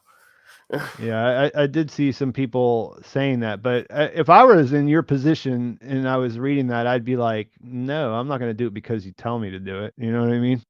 Like if they were Yeah, asking, like, or they were, they were bringing something to it other than just demanding that you do that. I mean, depending on how your setup is, and everything else, it can be a little bit of a pain in the ass to do I that. mean, I mean, I, I I was worked on a laptop for years. It would have been, it would have been like crappy webcam and um yeah, I got a MSI laptop with a built-in webcam. I mean, it just adds another element to content creation, right? Because if you don't have your camera on, you can just kind of sit there, read off your notes, and you don't have to worry about looking entertaining at the same time as you sound entertaining. Like if you let's say you record a bunch of videos at once, I know people get a hard time for always wearing the same shirt because they record a bunch of videos at once, or always having to wear a different setup. I don't really have an actual setup behind me. I don't have a set or anything like that. It just adds another element to video creation, and it just content creation already takes up so much time. That and plus I'm also more old fashioned in regards to content creation. I mean, I used to do gaming videos like a decade ago, back before face cams were the norm, like on Twitch. Like every streamer has a face cam. Like if I ever did live stream video games or something like that, like I probably wouldn't have. I mean, I might have a face cam. So I'm not necessarily against it. It's just not really for me. Not really an element I've ever considered implementing into my video creation process. It just adds another layer on top of it. yeah. Yeah, I tell everyone that I invite on, it's not compulsive, so whatever. It's whatever they choose. I don't really care to do it myself, but I like that there's some moving pictures going on, that at least a few of us have something going there, because otherwise it's pretty static, and I'm not sure why it's on YouTube instead of just making a podcast or something, but Hmm. it's not important. Blake Lindsay, thanks for the 5. He's asking a question that I've seen a couple of other times, and I think that it's not necessarily true. I watched the Vanity Fair thing with Bob Odenkirk and Ray Seahorn, and they confirmed that Jesse and Walt will be in multiple episodes. I watched the same thing, and that wasn't my takeaway. I My don't think they takeaway outright was, confirmed that. Sorry for yeah, cutting my you off. takeaway was is yeah, but you saw it too. You're actually one of the people. I got a couple people sent it to me, and you were one of them. Hmm. Um, the they said that they were going to show up in the next 6 episodes because it was recorded, in the mid-season break or whatever. But yeah, I didn't catch anything that said that they would be involved in multiple episodes. Just that they would be coming and the ones to come. I think Bob said something along the lines of "we'll see them multiple times," and that's very similar to what he said back at the Tribeca screening, where he said that we don't see them just once. And with Bryan Cranston confirming that we have one Walt scene, one Jesse scene, and then one scene with them both together, I think that's what they're talking about. Whether or not we're going to see all 3 scenes in the same episode, or if it's going to be spread across the 3 final episodes, I'm not sure. For all we know, the next 3 episodes, we could have a cold open of each scene and then cut back to Gene. I'm not sure. I always figured we get all 3 in the same episode, but again, it's just really, up to how they created it. I'm neither here nor there in regards to getting them all in the same episode or spanned across the final 3, because regardless of if they're back to back to back, it's the same amount of time with them, and I don't really think it impacts when or how we see it, to be honest. Yeah, I think there'll be something to it. I think there'll be some substance there, something that that guides what Jimmy does in the future. But I don't know. It doesn't really. I don't see. Yeah, like how you said, I don't think it really makes a difference if it's in one episode or more. Seth R paid $2, and thank you for that, to tell Kiwi he isn't saying Marion correctly. I didn't pick up on it, so I don't know. Marion, Marion, Marianne, Marion, Yeah. Macaroon. I think I'm just gonna say it a Yeah. different way every time now, on purpose. ZH, thank you for the $5. Sons talk to mothers, and Saul's story about the teacher with a pile of money made national news. I think Marion can add. Yeah, that's what I was saying. Like this could have. Walter White recently died. There is this thing, this American greed thing that might exist in their universe. That could come out. That's a potential thing that happened. I think Courtney mentioned that when I was talking to her yesterday. That made some sense. I saw that, and I watched it a couple times, but I can't remember how long after that they're talking about whenever they made that. So I don't know how it fits chronologically, but yeah, there's definitely ways, like, not only does the sons talk to mothers, but she feels like she's kind of in control of what he does, and being, like, she feels like she's the reason why he's there, and she brought up this idea of Gene being a good influence and part of the reason why he's doing so much better here. It all sounds like, she could definitely know more than she's letting on. In regards to the American Greed, I just find it interesting how it sort of that video ended as if they were going to commercial break, as if there was going to be more afterwards. So a theory that I always had is that once season 6 is over, maybe we'll see an American Greed part 2. I don't know how realistic it is that they're going to do that, or if they already filmed a part 2 and they're just waiting to release it, or what the deal is. But that was always my takeaway, that and maybe that's just the way that they ended the video. They ended the video by making it seem like they're going to commercial. Maybe they come back and do a different segment on a different person. But yeah, I always wonder if we're going to get a American Greed part 2 after the events of season 6. It's almost like they went to commercial break to wait to show us the rest, because they obviously didn't want to spoil what happens in season 6. Yeah, they definitely did it like an actual episode of American Greed, which is something that I used to watch sometimes, like in the background. It was like straight up, like, the first sequence to the commercial break. You know what I mean? Like they Mm-hmm. didn't change it at all to make it fit to like what they were trying to do there. So it's possible that there's a whole episode that exists. Joe Figueroa, thank you for the 5. Why do I feel like Jeffy is related to Kim?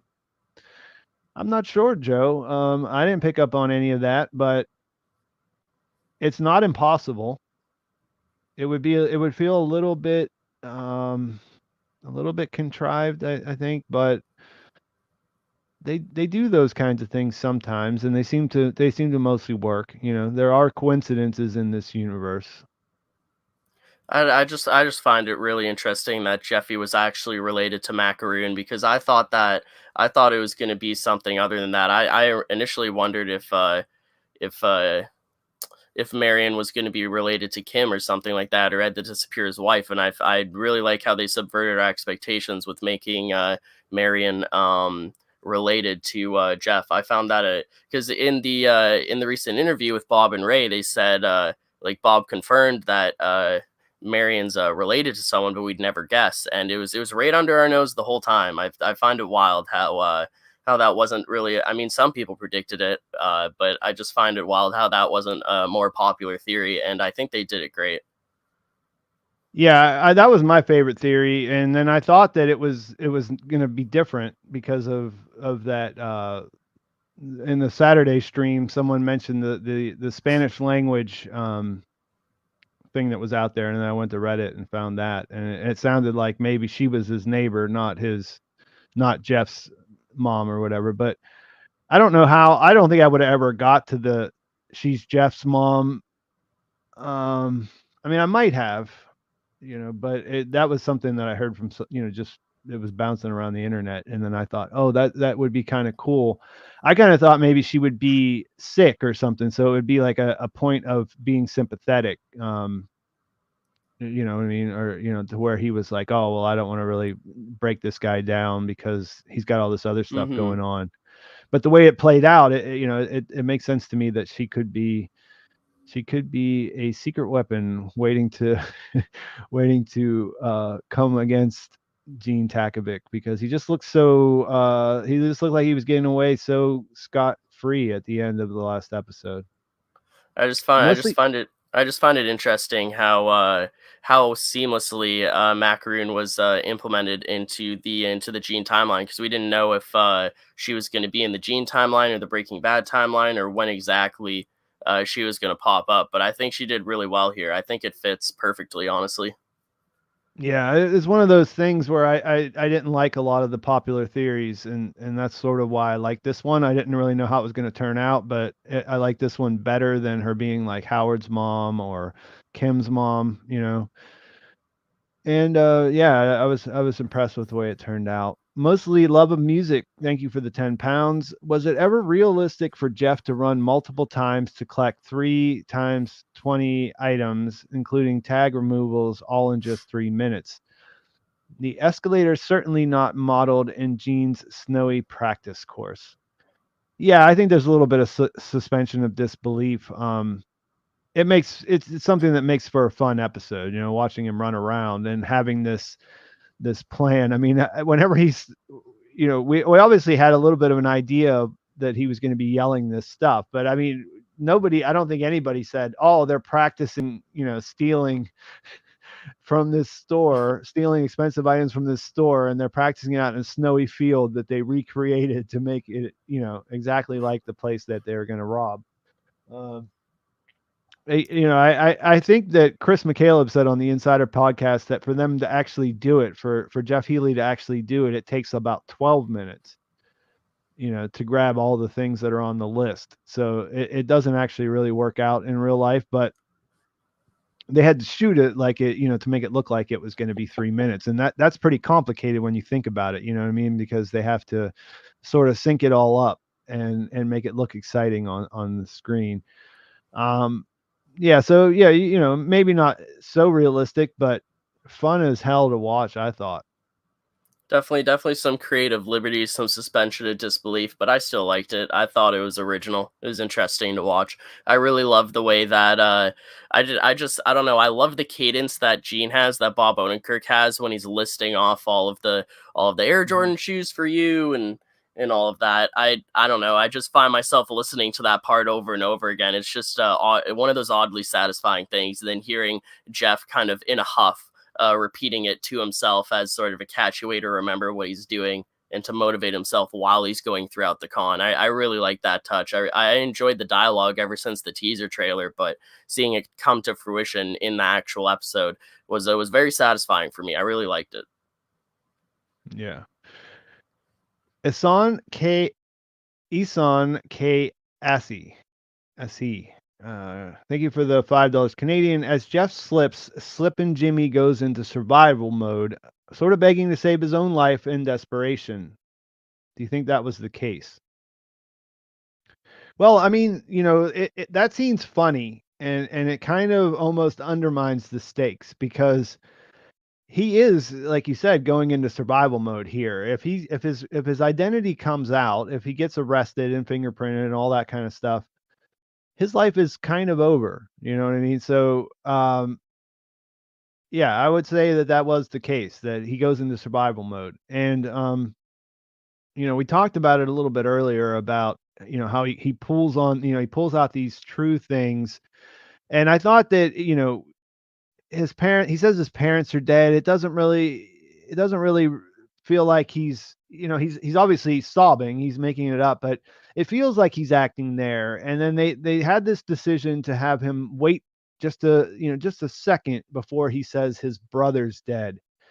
That really gives that line some weight. And I don't know, I think he is just play acting there. There's the scene afterwards where he goes outside and he's sort of catching his breath, and he looks like he's freaked out by it. I don't think he's really reacting to bringing up Chuck there necessarily. I think it's the actual tension, that of watching him laying there. I mean, they set it up to where they show that every single time when he takes that last bite, he turns around. You know what I mean? So he's watched this so many times. He knows what's going to happen if his little distraction doesn't work. And I thought it was super funny that he actually says, "No, look at me," at one point. You know what I mean? Like Yeah. he just says it out loud because like it's that intense. And but I do, I can't I have to imagine maybe he thought about Chuck again later. You know what I mean? Maybe that brought something up in him that he hadn't looked at for some time. We'll have to wait and see on that one. Yeah, I feel like that moment where he brought up his brother was one of the only real moments out of all of that. As Chuck would say, it was play acting, it was theater. For the most part, I do find it funny how he just directly hits it on the nose and it's like, "No, look at me." I found Yeah. that really funny. That was a great moment. It's just trying to grasp at straws and say anything he can, right? Yeah, I caught that on the first watch, but I didn't appreciate it until the second watch. And there's so much stuff, and I didn't really in the video I made, I didn't really uh get to talk about how good Jim O'Hare is as Frank here, the night security guard. Like, there's so many just I mean, he doesn't have a lot to do, but everything that he did here, he really just he just over delivered. He really made that character something great to watch. CP Mm-hmm. Show, thank you for the $10. I think Marion finds out Gene is Saul. I believe she has New Mexico ties. My big theory, I think that Kim is pregnant when she leaves Jimmy. And episode 11 is a Kim episode that picks up where they left the breakup. Yeah, I mean, these are things that we talked about on Saturday. And when we were talking about this episode, I think that there is a possibility that Kim, that there will be like a lot more Kim. And that's what I thought going into this episode. And after seeing that Jeff is almost essentially neutralized or whatever, or that problem is dealt with, at least for the time being, it made me think that there's a lot more of a chance of us seeing more Kim solo scenes, wherever she is. I don't know that uh, it's possible. I just mentioned this to Chase a second ago about, like, she could have some connection to New Mexico since she does name check Albuquerque, but I don't think it's a given necessarily. The pregnancy thing, that's something that Courtney brought up when we were talking after episode 9, and I thought it didn't seem like a natural. It didn't feel like it fit for me at that time. Like, that was my initial take. They can make it work, I think. It makes things a lot more complicated, so it would just depend on how they handled it. It's not something that I'm drawn to, of like, oh, that would be an interesting twist. I think it would work. Um, but I don't know. What are your thoughts on Kim being pregnant, Chase? I never really considered, to be honest. I feel that to be kind of out of left field. Kind of in the same sense of the whole cliche of when they finally reunite, she's in love with someone else and she has a kid with them, or something like that. I don't really think that Kim would just. I don't know, because well, now that I'm thinking about it, I'm kind of changing my mind. Like, hypothetically, if that were true, I could see Kim leaving because she doesn't want that conning, like, to bring up a child in that conning life and to be that what they grow up around, that sort of toxic environment. So I could see it from that perspective, but that was never really something that crossed my mind, and I don't think it's very likely to see, to be honest. Yeah, I mean, it could work. Like I said, that was my first thing, was it's kind of a betrayal if she leaves and she doesn't tell him about it. But I think the response there is that he's uh, she's doing it to protect the child, like you were saying there. So if that would be the case, then it's understandable, but I don't know. We'll have to see. Like I said, I could see it happening, but I don't love it. I'm not like, oh well, yes, that makes it all come into focus for me or something like that. Hmm. I think there's enough to send her away without that happening, I guess is what I'm saying. You know, Right. if she has this realization that this is an addiction, it's always going to progress, it's always going to get worse. Even if Howard didn't die here, eventually there's going to be other unintended consequences.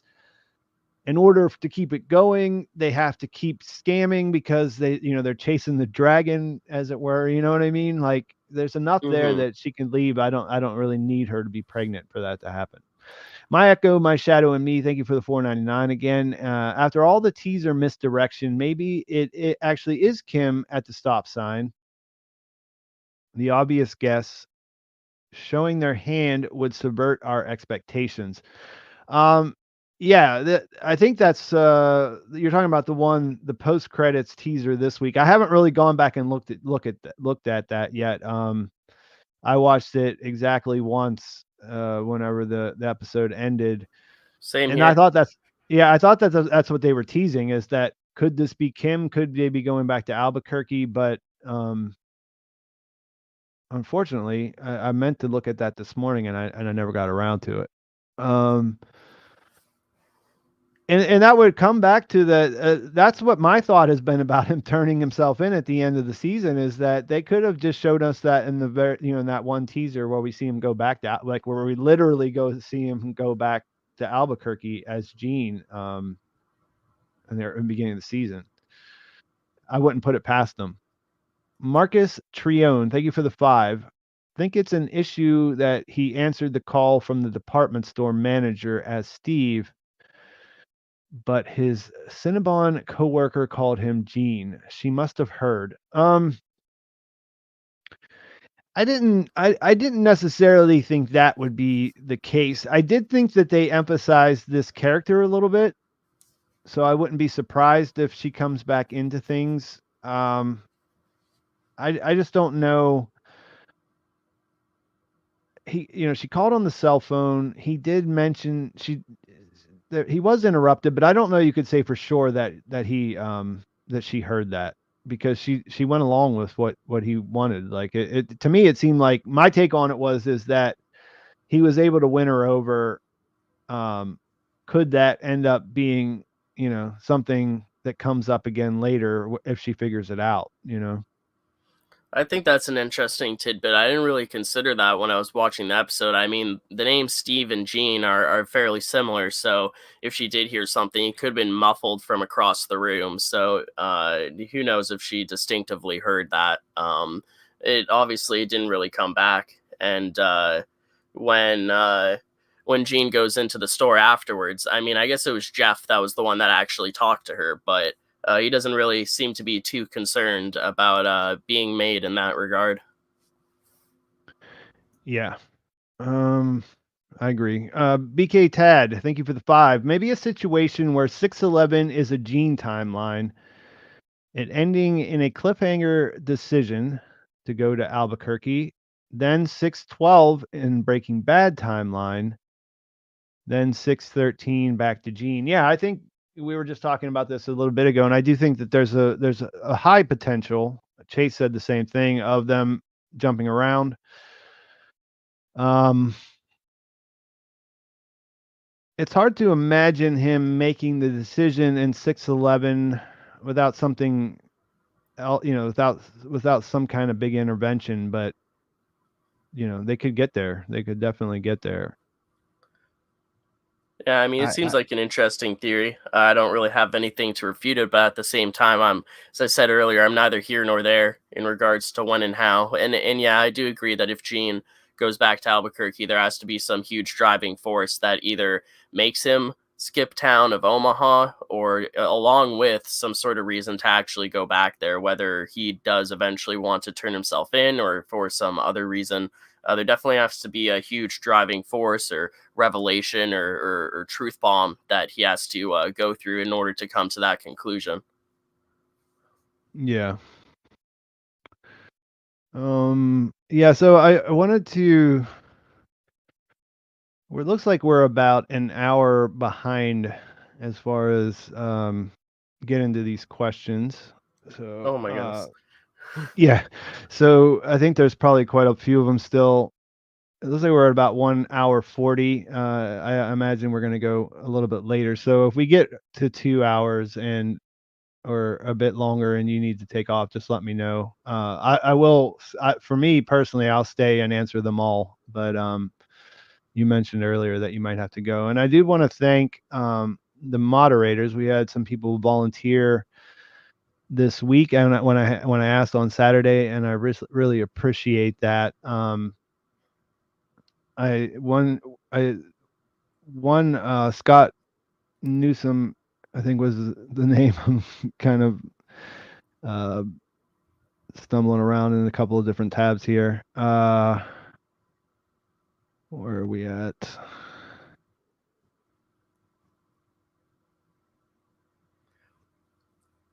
Yes, Scott Newhouse. I'm sorry. He has a small channel. He wanted me to mention that, and after he said he would volunteer, and I appreciate that, and I think you should check out his channel.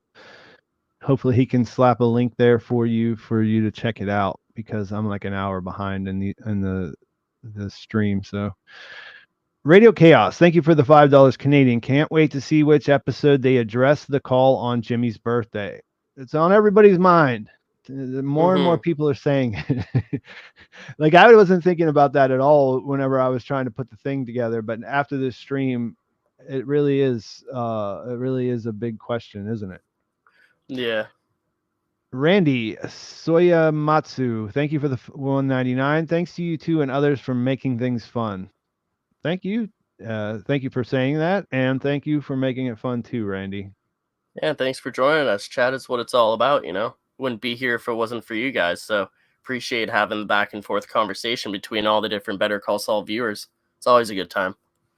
Yeah, it blows my mind how many questions we get, and it is a lot of fun to interact in that way. Mr. G, thank you for the 199. Ray talked like she worked with Burnett in interview.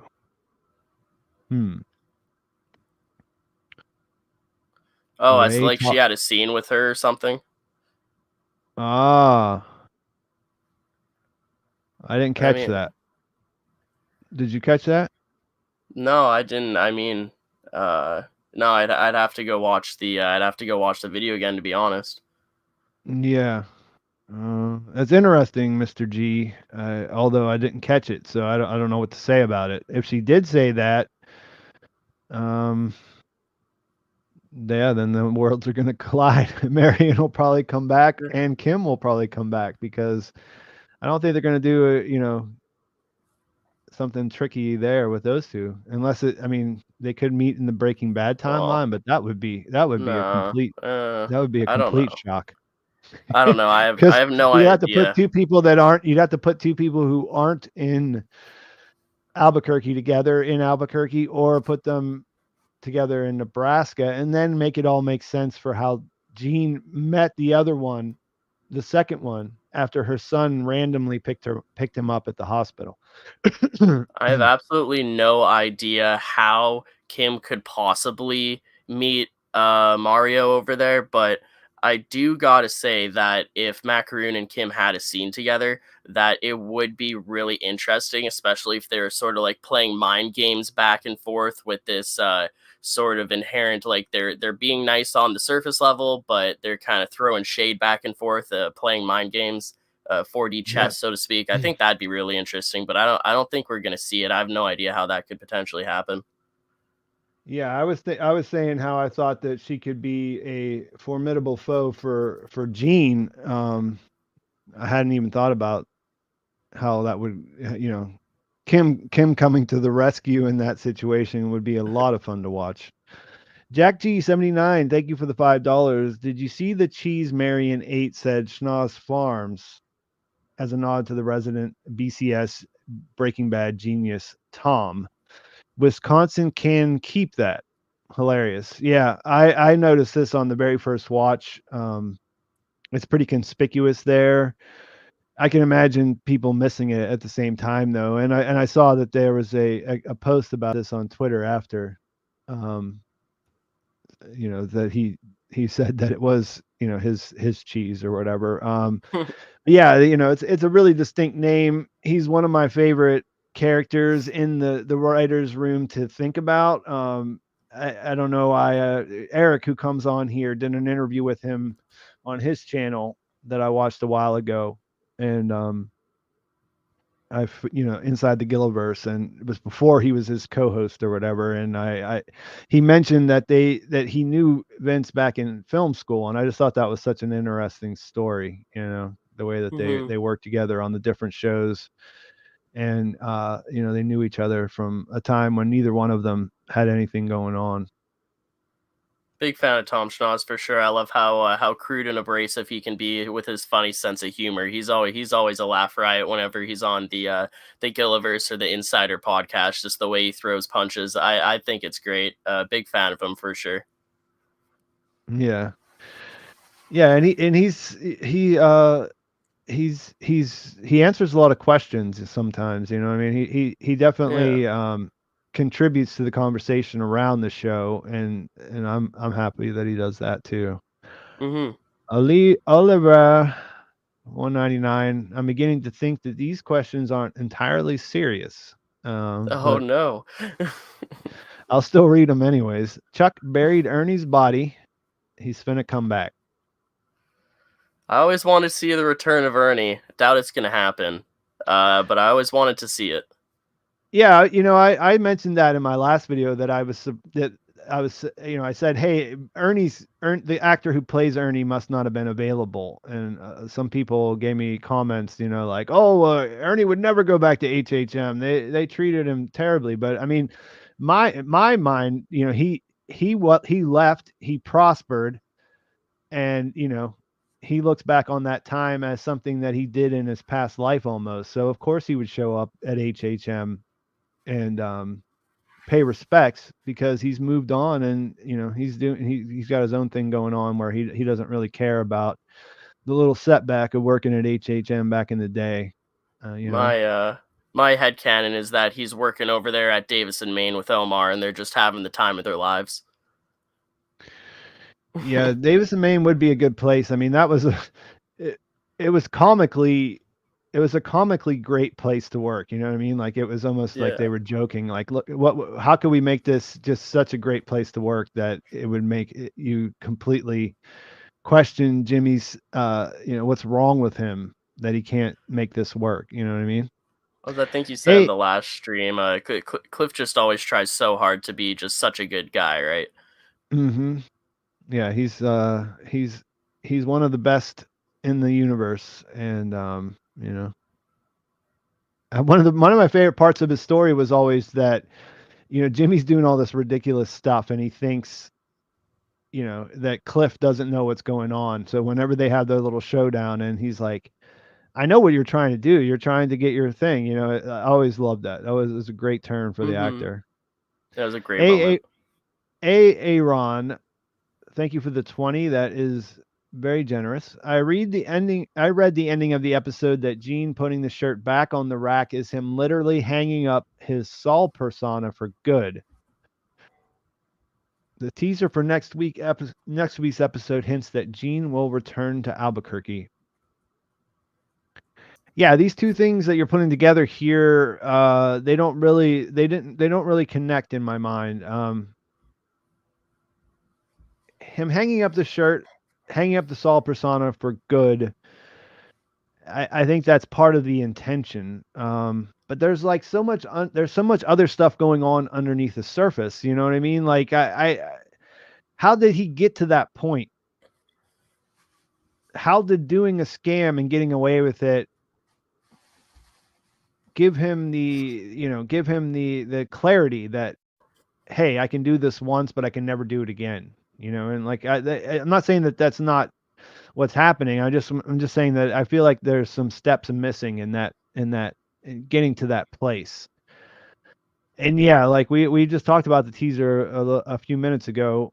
It does seem to hint that he's going somewhere, and where else would he go besides Albuquerque? I guess maybe to go see Kim. Otherwise, you know, she could be involved in that going back to Albuquerque thing. But it's a mystery, right? It doesn't. There's nothing that makes it seems certain. I mean, the dialogue from that teaser sort of seems like a rehashing of Mike's advice that uh, Jimmy said to Kim at the beginning of 609 in regards to the one day we can forget, So I'm just curious Mhm. how that's going to come up. What does it say? I can't remember exactly. I can't remember exactly either, but it's like he's almost trying to beg someone that they can forget or that eventually they will be able to forget. I don't know. It just had the kind of the same vibe to me as Mm. the one day we'll wake up, brush our teeth, yada yada yada. It had a very similar vibe to me. Again, I've only seen it once right after the episode airs before I did my Gene video last night. But yeah, I'm sure we'll both have more elaborate perspectives on it when we do our predictions videos for next week. Yeah, I'll try to cue it up here and then kind of look at it with the subtitle. I mean, the I don't fact know that how. in the trailer he's at a crossroad, that's a Yeah, literal and metaphorical moment. So there's a lot that can be said from that as well. Maybe that's why he's at a crossroad, or maybe he might be going back to Albuquerque. I can yeah. see how people could infer that. The subs say Saul chuckles. I get it. You get over it, okay? And that might be the only dialogue there is, huh? Unless he says the same Oh thing no. twice. Yeah, please believe me, he says. Um, yeah, so You're making I me don't want to know look that. it up to you. I'm not sure if that makes me think that he's talking to Kim necessarily. Oh yeah, it says afterwards it says um I get it, you get over it. Okay, please believe me. Before you know it, you'll forget all about it. So that last line there is what reminds me of the one day we'll wake up and realize we can forget. Yeah, yeah, I see the parallel there. But I think one of the recent comments said that they thought that it was hinting that Kim was with him. I'm not sure that you could say that for sure, especially when you have things like him saying, after all this, a happy ending, and finding out that's about his made up dog, Nippy. You know what I mean? Yeah, what a misdirect. We were talking about that so much and theorizing so in depth, just really overthinking it. It just turns out to be a throwaway line. I found that really hilarious. Honestly, I'm like, oh, of Yeah, course because that's all that is. this teaser, it's showing the car pull up to a stop sign at a crossroads, but that dialogue isn't necessarily coming from inside that car, based on what Yeah, we've seen in all the other ones. no, yeah, no. Raja B, thank you for the 5. Do you think there will be any more intense scenes left in the rest of the season, like Gene evading cops, or something like that? So it will be mellow. I'm not really sure. I remember whenever Bob talked about the ending, when he first read the ending, he said something to the effect that it's not a bunch of, people shooting guns, even though there was some of that involved. Like, he kind of said that, then he kind of tried to be more vague right afterwards. It's, to me, it seems like it's about the character, and it's about his reckoning, and hopefully some sort of redemption. He may have to evade cops. He may have to turn himself in a place where there's a lot of hostile people looking to arrest him. But I don't know. I mean, like I said at the end of my video, part of what's exciting here is that we don't know what's going to happen next. And so I don't know. I think that there will be mellow. There will be some mellow stuff in there that'll be like what we just watched, but you got Walt and Jesse returning. There could be some craziness there, some intense stuff going on there. It's too hard to tell for me. Yeah, the Gene evading cops thing just makes me think El Camino when Jesse pulls over and all those cops drive past him. That's the image I got in my head when you were reading that. Yeah. Robert Gay, thank you for the 9.99. Before season 6 saw Gene in Albuquerque with wanted posters. Do we already answer this, or is it a different version of the same one? I'm getting some deja vu right now. I don't know if I just saw this in chat though. No, I'm we not sure. definitely looked at this before. Okay. Um, I mean, it's not the same one. It's the same question, but he might have asked it twice because we didn't get to it very fast. So Right. so Robert Gay, I apologize for not getting to your question, and I appreciate the 9.99. I think we answered it. Um, Yeah, okay, yeah, we did definitely talk about this. putting the clothes back, that wasn't the signal it sent to me that he was ready to turn himself in. Um, It's a lot of we'll different see. ways you could interpret it, though, for sure. Yeah. Really cool. Thank you for the 5. Jeffy can't help himself. Now Marion knows Gene is wanted. She calls a tip line, leading to the feds packing up Saul's mansion. Um, I think the feds would pack up Saul's mansion once the manhunt starts. That's what he was Regardless. running away. Yeah, that's what he was running away from. I don't know if you can connect those two dots there. He was a public figure. Everyone knew where he lived. He wasn't in hiding or anything like that for them to discover that. But she could call a tip line. I would in my head, I want to see her do something more nefarious, like something where she beats, in the way that Gene beat Jeff in the game. I'd like to see her beat him at his own game, to reveal herself as to be an actual, like, this, like a Lalo Gus situation. They're both Yeah. playing at a high level and coming after each other, but Yep. calling a tip line would set some things in motion too. I agree. My Echo, My Shadow, and Me. Thank you for 4.99 again. Lalo Schifrin, Jim on the Run was an impeccable song choice for the montage this week. Thoughts on a montage for the very last images of the series? Um, I agree with what you're saying there. The music was great. They talked about this on the Insider podcast a little bit. Um, how they came up with that. It's funny that it's Jim on the Run, and there's a lot of cool stuff going on there. Mhm. Thoughts on the montage for the last images of the series? Peter Gould said that this is one of the llast montages they did, but he wouldn't say if it was the very last or if there was still Oh one to no. come. Oh no. You know, but I don't bring that up because, like, he literally didn't say it. He just said one of the last, and just hearing that was just like, oh damn, like Yeah. we are getting close to the end. There's only so many of these things, these Uh, episodes left. I will say that I do think how it's interesting that this montage is very Jimmy McGill, Slippin' Jimmy-esque, and the editing, the way it like cuts between 4 different screens and 3 different screens, reminds me a lot of the inflatable montage when Saul's first getting his suits. Because usually a Gene montage plays like 40s to 60s music, like some ink spots, Frank Sinatra vibes. And here it was very much a Jimmy McGill, Saul Goodman montage. So I found that interesting how they incorporated that in regards to what he was actually doing.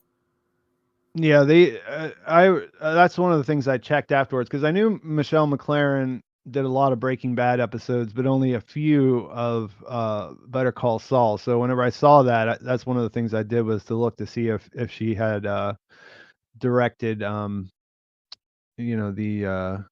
the one with the inflatables, and it was not the case. So she did not direct that episode, but I liked the way that they kind of paid homage to it. Hmm. As far as for the end of the series, I don't know, maybe. I mean, it's such a big part of this series as montages. It would have to be a pretty good one to end it on. I kind of like the idea of Jimmy turning himself in and us not knowing what happens next, which doesn't necessarily lend itself to a montage, but I'm open to the idea. Andy, thank you for the €5. What are your thoughts on the writers speed running all remaining loose ends? Better Call Saul never rushed anything like that before season 6. I don't know. I can't think of a time when they did that. I I don't felt really like they find I don't really find season 6 rushed at all, honestly. I mean, you want to talk about speed running a final season? Let's divert over to Game of Thrones for a little bit. Maybe we can talk about that sometime. But Yeah. Yeah, no, I mean, I don't. I mean, it's a perfectly it's an opinion you can have. It's just not one I share, I guess. You know what I mean? Like I think that um the time frame and the way that those events, I mean, yeah, it did happen one episode after the other, but I mean, it was set up that way. So it didn't, to me, it didn't feel rushed. It felt like it was like one of those things. Like if you told me Lala's gonna or Natsu's gonna die in episode 3, Howard's gonna die in episode 7, and Lala's gonna die in the very next episode, I would have thought that that sounded ridiculous. But when I watched it play out, it all felt pretty organic to me, not sped up. Yeah, I mean, this whole time I've been saying how pleasantly surprised I've been with how much time they have left and how quickly they concluded the story arcs. It felt like a subversion of expectation in that regard, and this show has more time to clean up loose ends than Breaking Bad did just with the one Granite State episode. So I mean, I don't know. I think it's an improvement. I mean, free to have your own opinion, but definitely agree with Pete where I don't really see it rushed in my at all. Yeah. Hans Scharler, thank you for the $2. 3 episodes. Kim flash forward call fish tank. Fish tank is maybe one thing that's not really that's unresolved from the BCS timeline is what happens to the fish in the fish tank for as much screen time as that thing has and the major scenes it's been involved in. Yeah, I don't think we definitely didn't see that in the season or the episode 1 flash forward to his mansion. So, we don't know that it's there. But yeah, the other things, Kim, I think definitely we've talked about this a couple of times already, and that call is definitely those are definitely things that we can expect to see in the next 2 episodes, I think. Jeffrey Townsend, thank you for the 15 Canadian. Do you guys think this was the return of Saul Goodman or the swan song of Saul Goodman? I think it's up for debate. I think it's up for interpretation. I don't think we really know. In my video, I talked about addiction, and that was sort of Kim's motivation for leaving was that they can't be together because they can't, they can't stop. They can't give up the scam. That makes it like, well, what does that mean about what Gene's doing right now? How can, they say sort of an addiction, the one you get away with, like if you go back, if you're sober and you relapse, like if you get high or you get drunk or whatever, and then you get away with it, that's like the worst thing that can happen, because then it's reinforcing the idea that you don't need to abstain.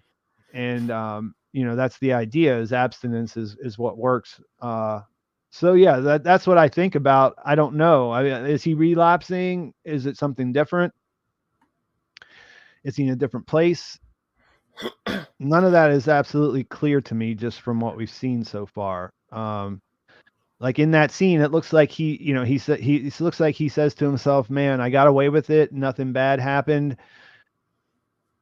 It feels good. It feels good to be able to plan it out and get it to happen." But under the surface, we know that he has all of this stuff going on through his head that he did throughout the entire Breaking Bad timeline, not to deal with the reality of what he, his feelings were about what happened before, whenever he was running scams with the love of his life, and that she left because she doesn't want to have anything to do with that, or doesn't think that she can have anything to do with that. And I don't know. I don't have any, great answer to this, but I can't wait to find out. I think it's a little bit of column A, column B. As you said, it is up to interpretation.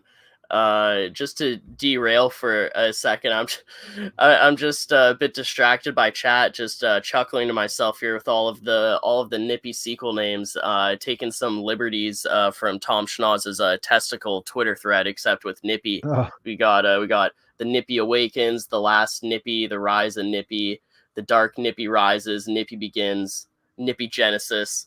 I don't yeah. know. I love the let's Nippy 2, Nippy harder. Uh, Yeah, that you could that it could definitely that's something that could definitely go on forever as the testicles thread has shown us. Like that's been yeah. over like a year's worth of things by now, probably, right? I don't know. I'm enjoying chat right now, just skimming through it. You guys crack me up sometimes. Yeah. Whisper Gaming, thank you for the 4.99. I love this episode. To me, it was about how you can't escape who you are. Jimmy even seemed to acknowledge some of his internal pain. Yeah, I agree that he may have. I agree that he may have, and I agree that he acknowledged that he. I don't know if it's escape who you are as much as like I can't be this person forever, and I think that's something we haven't really talked about too much, and that I think is important. I think he realizes that who he is it's not compatible necessarily with hiding out as Gene for the rest of his life. Um, but where does he go from there? Does he create a new persona? Does he become a different person? Or I mean, I don't think he's going to go back to being Saul, and I think this shows us there's a little bit of Jimmy inside there still, but I don't think it's at all clear where he goes next.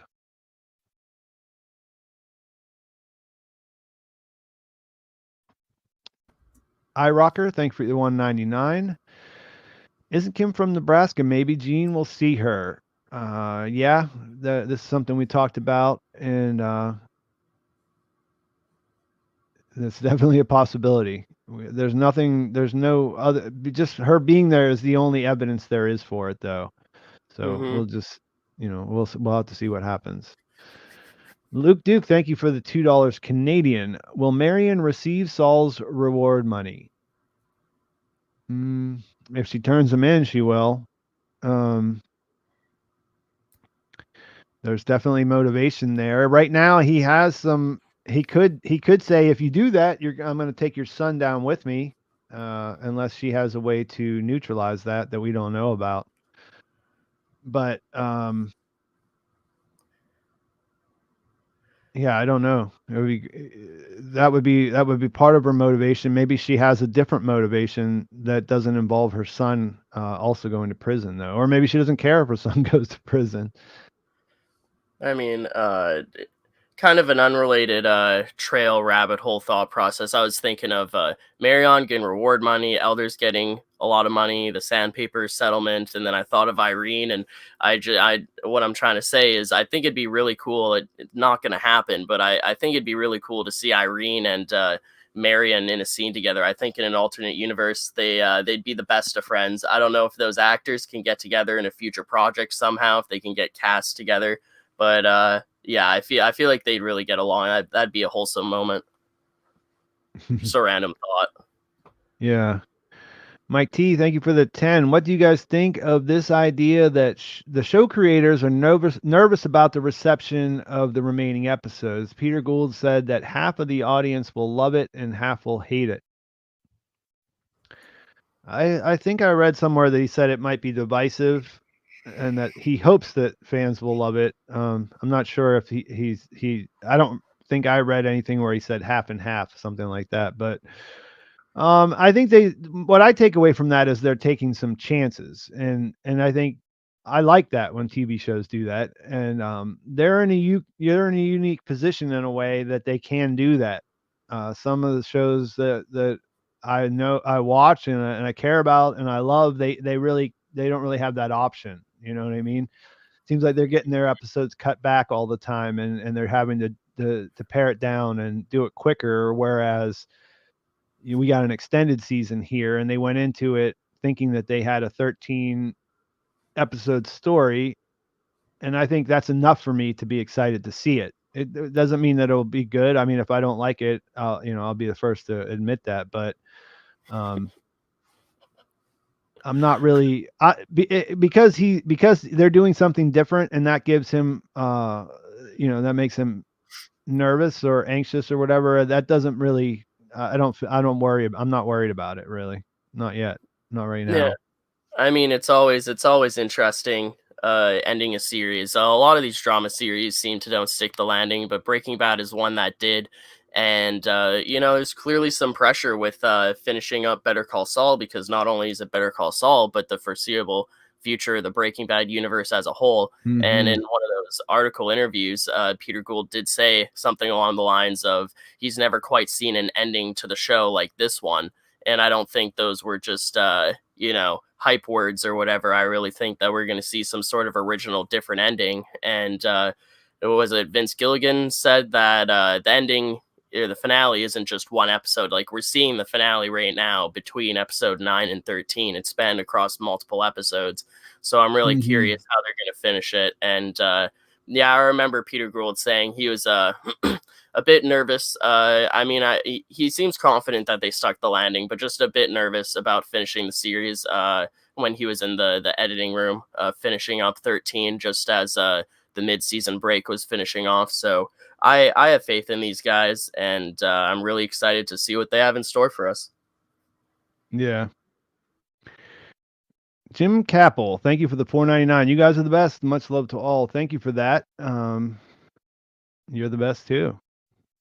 Space King, $2. Was there a reward for finding Saul? There was a reward poster in a preseason teaser that said $5 million with Saul Goodman, aka Jimmy McGill, on it. We haven't seen that show up in the actual show yet.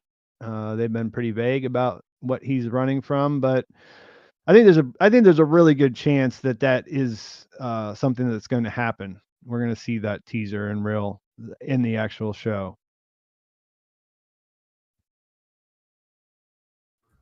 Josh Taylor, thank you for the $4.99. I love this episode and how it was so far removed from our expectations following Fun and Games. The last 2 episodes felt like finales. What happens next? Yeah, I agree. Something that I've been saying. It's a great feeling to not know what's going to come up next. Not too many shows can take you there, and they have, they build up a lot with this world and these characters. So it's exciting. It's an exciting thing. Just in denial with how we're coming to the end of the show. I mean, every time a new episode starts, I feel like I'm not ready, but then I just full send it into the episode and enjoy the ride. It's been quite a ride, ha ha ha. But yeah, I don't know. It's nice being left in the dark and having this mystery around the final few episodes. It definitely creates a lot of intrigue around the show, as we can see Better Call Saul's like constantly trending on Twitter every week, and with good reason too. I think that they're doing a really solid victory lap here with this final season, with bringing back all of the side characters and concluding every story arc under the sun in a satisfying way. I think they're really sticking the landing so far, and I love the freeze frame that you have on that mall cop eating that Cinnabon. Jim O'Heir is a legend. It's actually a sequence. It's the cutting. Look at the concentration and the thought that's going into that form, the biting, and then the ecstasy. The actor does a fantastic job, and can you imagine how many of those bites he had to take? I mean, I'm sure he doesn't swallow them all. He probably spits them out in between the takes or something, but that's something that you don't really think about when you're watching it live, but they shoot that so many times. So for him to be eating in every single one of those scenes and all those different times whenever he comes to see him, like that's pretty crazy. Yeah. Robert Gay, this is the same question. Yeah. I bow to you, sir. Face the world. This is the third version, and again, I'm sorry if you were redoing it because we didn't get to it, but I try to hit everybody's in order, and we did talk about this a couple times already, so sorry for that. This is why I usually try and script my videos, because I can go off the rails pretty easily. Well, that's why I do streams, is because I want to have a conversation instead of just doing the scripted thing. You know what I mean? It's a nice change of that to where I can have a conversation and answer questions. But yeah, the Exactly. downside is when you have so many of them that it takes a long time to get to them all. Mm-hmm. Tony Carrant, thank you for the 4.99. Do you think the Lalo Nacho line from Breaking Bad still works, or nah? I can buy that he would say that because I want to make everything fit, but also I don't know. I think that they established the fact that he'd be afraid of Lalo for the rest of his life. That he might not be able to believe the pretty vague way that Mike explained that he wouldn't be a problem. So I think it works. I don't think they really need to do anything else with it. Um, what do you think, Chase? Well, and I mean, I don't know if this is a weird take or not, but I found it a little bit contrived the way that Mike said what he said to Jimmy in at the end of 608. And I went into this in my review of the episode, but just essentially, it's one of those moments where, and usually Better Call Saul doesn't do this. I feel like The Walking Dead has a problem with this, where characters say stuff in a way that actual people don't talk, and it's just kind of like, well, why can't he just say Lalo's dead? Why can't he say that I've seen the body, that I'm going to bury him with Howard? Any one number of these things to 100% confirm to Jimmy why, you don't have to be worried about him. I know I was wrong before, but this time, trust me, I see the dead body. I know he's dead. Right after I leave here with Howard, that's what I'm going to go clean up next. And he definitely says it in that way where, oh, you don't have to worry about him. He's not coming back. He's not coming back. Just in sort of a nuanced implication where he's neither confirming or denying that he's dead, just so that they can make that Breaking Bad line fit. So when you accept that it's a bit contrived, yes, it makes sense. It makes complete sense. It works perfectly for the story in regards to making that Breaking Bad line make sense. But just taking it at face value, it does seem a little bit contrived just so that it can make sense. So I do have a little bit of a complaint there, but within universe, it definitely makes sense. Why he still thinks that he's alive, and they set that up really well. But I do think it's a bit contrived, and it's a little bit frustrating that Mike can't just say he's dead, man. Like, I'm gonna go bury the body. He's done. Don't worry about it. And yeah. I get what you're saying, and I agree that they definitely did that for that reason. They wrote it that way for that reason. But I don't think it's really out of character for Mike. I mean, Mike doesn't really like to give out details unless the person needs to know. So I think it kind of works both ways, but it's not ideal. They basically, the good thing about that throwaway line is they came up with some great characters, and it brought so much fun to Better Call Saul. But the bad news is that they always had to write sort of back to it, and that just kind of is not always satisfying.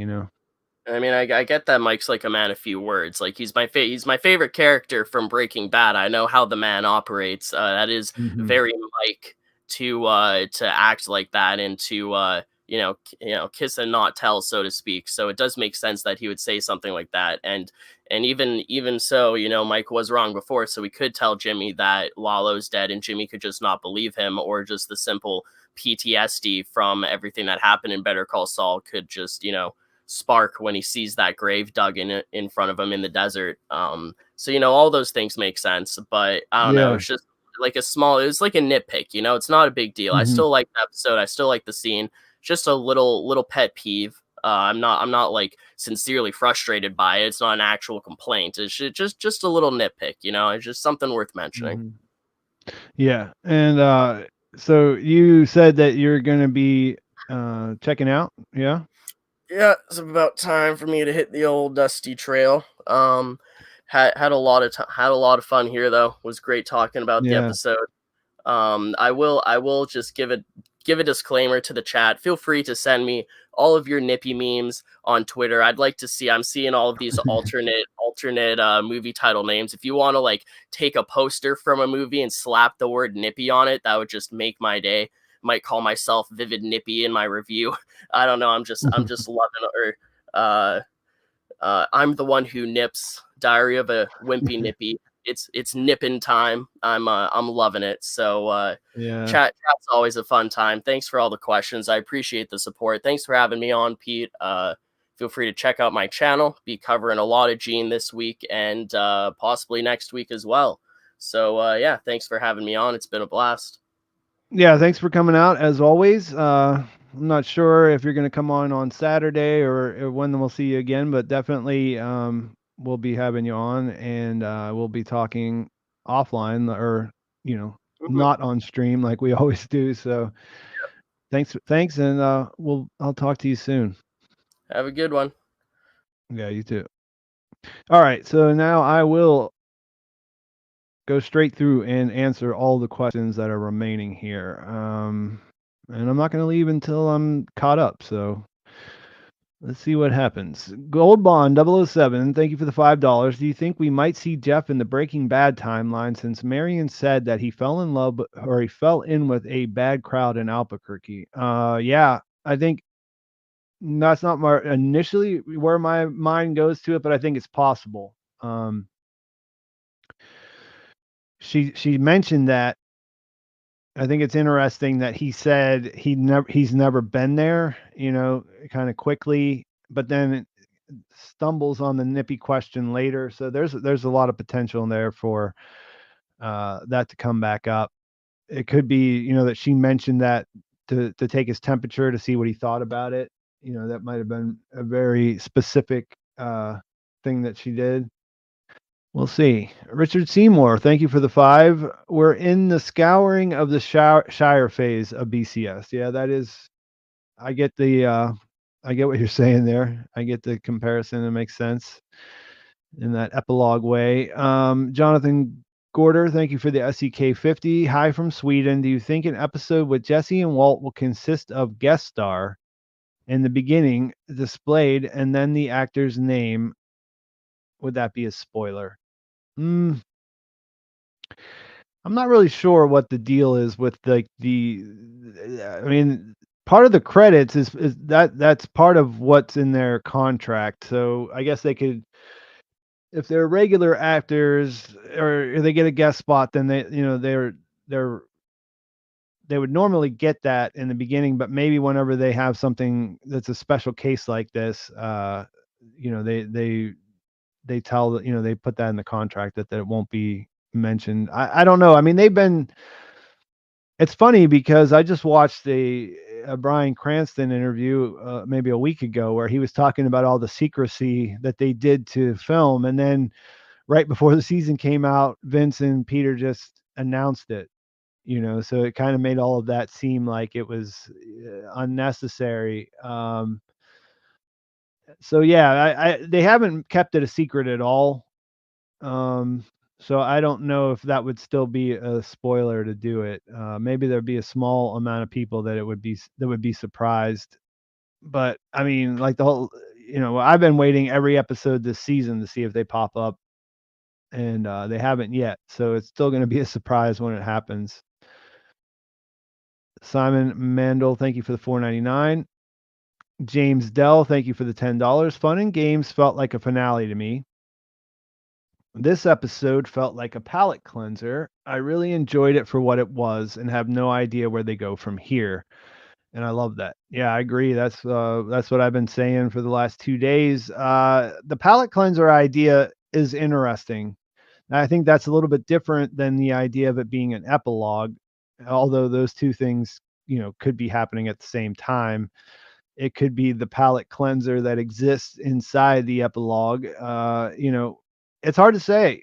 And as you correctly state here, that's something that you can fall in love with, that not knowing is a great thing.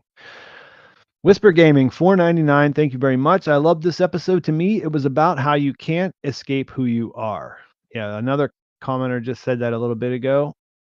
There's a question, of can people change? And, they do, obviously. Everybody changes, everybody evolves, but there's certain things that you can't escape, right? And that's what you're kind of saying here.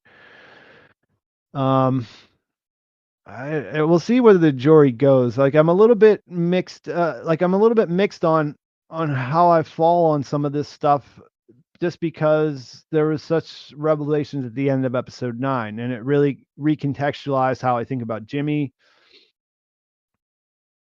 as a person and his transformation as being Saul Goodman and Gene.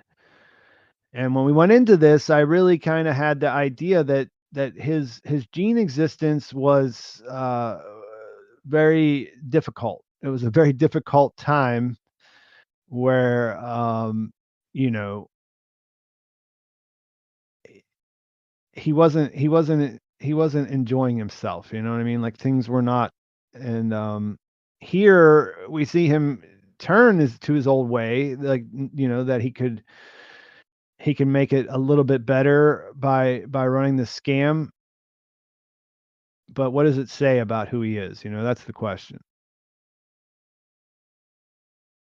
Scrolling, scrolling, scrolling. All right. Seth Buhner-Kemper, thank you for the 5. Recognize this from the last stream. So thanks for coming back. Beyond being a great episode, this one was a nice breather. Breaking Bad was so unrelentingly dark toward the end that it almost hard to watch at times. Yeah, this is true. There was they did do this to an extent with Granite State, although it was a lot more brutal, like what he was kind of going through in his exile, I guess. But yeah, I agree that it was a nice shift away from all the heaviness that each of the last episodes had. And like I said, I kept expecting it to shift because of that. For that reason, I kept expecting it to turn dark, and it just never did. Not yet. Dracaris bitch, thanks for the 4.99. What's your fave scheme, Jimmy, Saul, Gene? I think the Howard scheme is the greatest, had the most planning, moving parts, and executed perfectly. Yeah, that's what would come to mind. That was the most impressive one, was the Howard scheme. The outcome of it was pretty terrible, and it's hard to say because they're all so good. Like even this one, as he's going solo, there's so many moving parts and so many things that he has to nail down and get right, that it's always pretty impressive. I don't know, I was looking through some of their old scenes, and the stakes kind of things get a little more complex as they go, as Kim gets more involved. So yeah, I think naturally that the Howard one is the most impressive. And I don't know, maybe the Huel one is kind of the most fun. I really liked the way that played out, and Jimmy doing the phone calls and everything. Like that was a whole nother level at that time. We hadn't seen them do something that involved yet, I don't think. um that's what I would say. Um, Coming on down. Maybe we're getting a little bit closer to. No, we're still an hour behind. So nice to see so much activity in the chat, and I hope that the mods are helping out a little bit, because it did get a little bit crazy in the last one. Being a Bear, thank you for the 9.99. Great work as always. Jimmy using elders to get an upper hand in the earlier seasons to get used by an elder at the end. Yeah, that I definitely. We've been talking about that. We've been talking about him underestimating her, and that would be feel like a little bit of justice for Irene, or something along those lines. Mark Barris, thank you for the 5. Gene and Saul are so different. Saul would have solved the situation with a trip to Belize. Yeah, I mean, I understand. I get what you're saying here. Their attitude is different. Gene's situation is different more because that he can't he's restrained in a way that Saul wasn't. I mean, that was the whole thing, right? After Kim left, that left him unrestrained. Like she was the last person that believed that he was good. You know, the world kept telling him that he was terrible. That he was, what he feared because of what, he can never live up or make Chuck accept him, right? So the world kept telling him that that was true, that Chuck was right, and Kim was the only one who um, stood up for him. So it's pretty sad that when she's leaving for the fact of like, we're doing this because it's better for both of us, but it's also the thing that lets him just go and,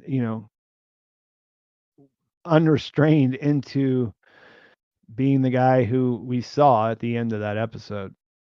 Nick Lemke, thank you for the 9.99. As a Nebraskan, this episode is so accurate to how we speak. If I had a buck for each time I spoke about Nebraska football while eating a cinnamon roll, I'd have a pile of cash the size of a Volkswagen. I hadn't thought about that. Like I said earlier, I never went through or spent any time in Nebraska, and I never really thought of that as being a place that had like a big accent necessarily. But yeah, that's cool. It's good to know that catch. I mean, I assume that they shot all of this stuff in Albuquerque still, but it's cool that it works for someone who's there, and it'd be interesting. I wonder how much Jim O'Hare looked into that. Like how much he researched that, and how much of that is just him being himself. Jeremy Harris, thank you for the 4.99. You guys both run great channels. Do you think there's still untold significance to the golden toilet? Tequila bottle stopper. Well, the tequila bottle stopper is, I don't know if there's anything more to it. We saw Kim leave, and we know that he kept that, and as a part, and that whole place is filled with stuff that he kept, pieces of Jimmy in a way. You know what I mean? So I'm not sure if there's more. It's There's enough, and the golden toilet, I just feel like that kind of aesthetically, fits in with everything else that's going on there. Um, I always thought the golden toilet was a great sign that Kim wasn't there early on. That you wouldn't think that you couldn't imagine her living inside that place, and even when it, kind of made it a little bit more gray of like maybe she was, really the one driving all the stuff that happened with Saul. I'm glad that they resolved it as they did, and I was just talking about that in the last question, so I don't want to say it again, but I'm not sure if there's untold significance there beyond that. My guess would be no. Steven Yurosevic, thank you for the 5. How do you both think Francesca reacted to Kim and Jimmy's breakup? She seemed to really love Kim. What keeps her tied to Saul? Just money. Yeah, I do think so. I do think that is what it is. The actress was on the Insider podcast last week, and I think she said as much mostly. You know what I mean? She said she did look up to Kim. She tried to play her that way, and when they said, "Why does she stick around Saul's office?" she said, "Money," and that was it. Scott Moranis, thank you for the 9.99. Katie, thank you for the A2.99. What would be more satisfying, Jimmy caught or free? I think him making the decision to turn himself in would be the most satisfying. Seeing him get caught, there's not really much satisfaction in that, other than um I don't know, because he's not really hurting anybody where he's at right now. He's just miserable. So him getting caught, it doesn't really do much. I think we saw at the end of this episode what it looks like when he's free. Um, it's okay, but it feels like there's some unresolved stuff still hanging out. So some people like the idea of him being caught and becoming popular guy in prison. I don't really I don't really I don't know. I mean, prison is prison. It doesn't matter if you enjoy yourself in there or not. It's awful. It's much worse than being living in a condo and working as a manager at Cinnabon, as bad as that may be. So yeah, I don't like to think of anyone I like being locked up. That's horrible. My Echo, My Shadow, and Me, thank you for the 4.99 again. Could Gene letting Jimmy back into his life, Marco's ring, checking out the gaudy clothes, ultimately be his downfall? Could he become more complacent? Yeah, I mean, it's possible. That's where it felt like it was going right up until the point where he picked up the clothes and put them down. Then it made it a little bit more complicated, but we'll have to wait and see because I don't think it really gave us enough information yet. CP Show, thank you for the 5. Do you think the main image on the newspaper Gene reads spells out the final 3 episodes? Do you think the main image on the I don't know what it is. I don't know how to answer this. I got a picture in here of him looking at sports. Cheers, tears, relief. Hmm. It's a good question. The tears is the one that's a little bit harder to figure out, but that could be, that's I like it. I like where your mind is going. Big Mac 076, thank you for the 4.99. I couldn't help but notice Marion saying to Gene, "You're lucky," when he tells her he's never been to Albuquerque. Yeah, that's true. It almost makes it seem like she has more experience with it other than just Jeffy having a bad time there or falling in with the wrong people, but she doesn't make it explicit. Agent Neptune, thank you for the 5. Marion confesses to Gene that Ed was her husband, and she already knows about Saul. Hmm. That's a twist on the old she's Ed's wife or Ed's mother theory. They could have a connection, but I mean, whenever you think about them being connected to something important in Albuquerque, it always jumps out to me that yeah, we have to remember that these people came together as random chance. You know what I mean? Like these people they didn't seek him out. They didn't know he was there or any of that stuff. You know, he went to the hospital because he passed out, and Jeff was the cab that came. So I don't put a lot of stakes in them being, connected to something important back in Albuquerque. I could be wrong, but you know, we'll see. Constant Campbell, thank you for the 4.99. When the high heels were shown clucking through the clothing store, I thought for a second it was going to be Kim. Just me, and I think no, I think everyone thought the same thing. At least everyone I've talked to so far, and I've definitely seen comments about it on my last video too. I think that was the intention, and I think it worked perfectly. I think that uh, it was just universal. Maybe it's Kim. Joe Montalvo. Thank you for the 199. For almost 90, Carol Burnett was awesome as Macaroon. I agree.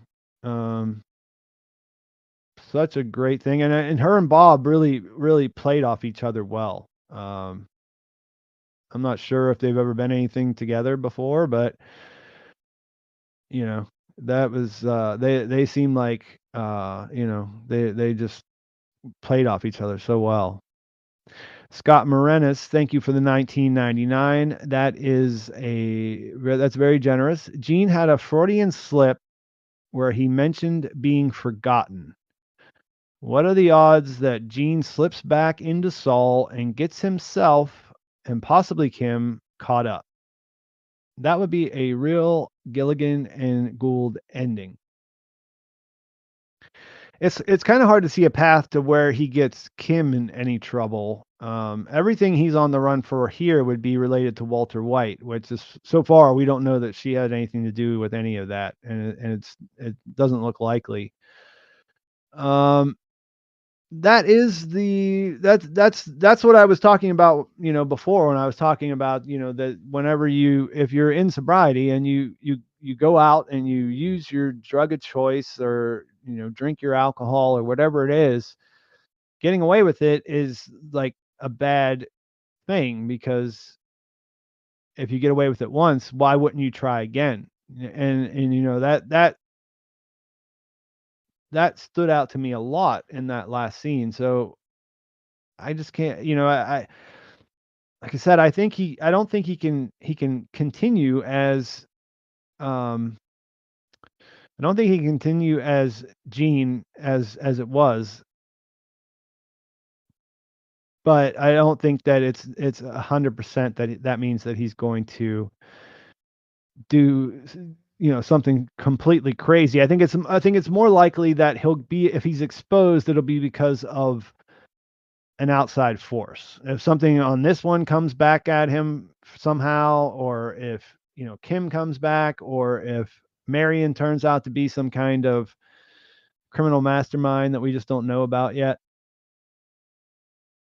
Raul Dillon, thank you for the 199.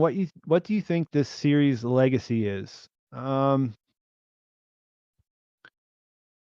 mean, that's a complicated question because this series as itself, there's always the questions of like which is better, one or the other. And I feel like at this point they're all just the two parts of a bigger thing when I think about it, you know what I mean? Like a lot of what this show does so well, they never would have been able to do if Breaking Bad hadn't been such a hit. I think for me, just if to really simply, what this show did was its legacy for me was to show that they could really do some great character work in a prequel where things are inevitably going to happen, and that. I mean, I think that they did that in a way that no show had done before, and that's what I would say. That they showed that a prequel series can be completely thrilling and worthwhile. Victor Figueredo, thank you for the $10. Do you guys think the mall con is over? I think it is, but I'm not sure that there will be that it's consequence free, you know? I think there's potential that some of that might come back. But as far as like robbing the store and going to eat, going to deliver Cinnabon, I think he's done with that for now. I don't think that there's like another phase to it that we haven't seen yet.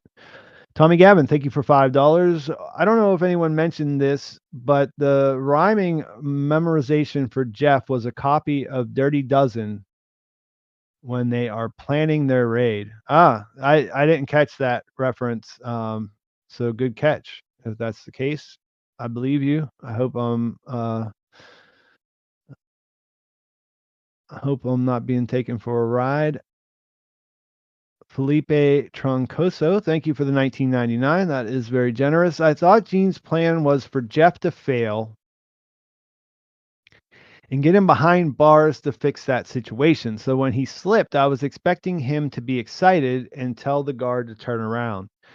I wasn't 100% sure, but I assumed he wouldn't want that to happen because, he could be implicated, and he doesn't want anyone to find out who he really is.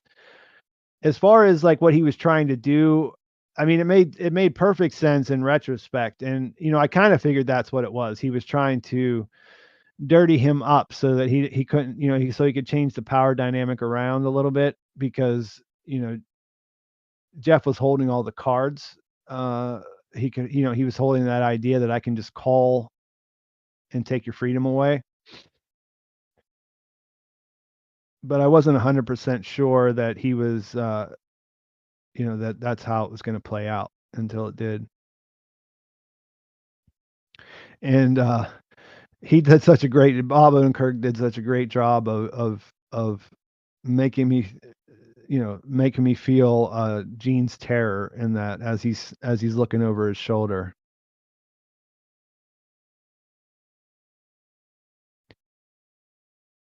Moises Espejo, thank you for the 4.99. I'm trying to give Kim and Mrs. Kettleman that peanut butter crunch,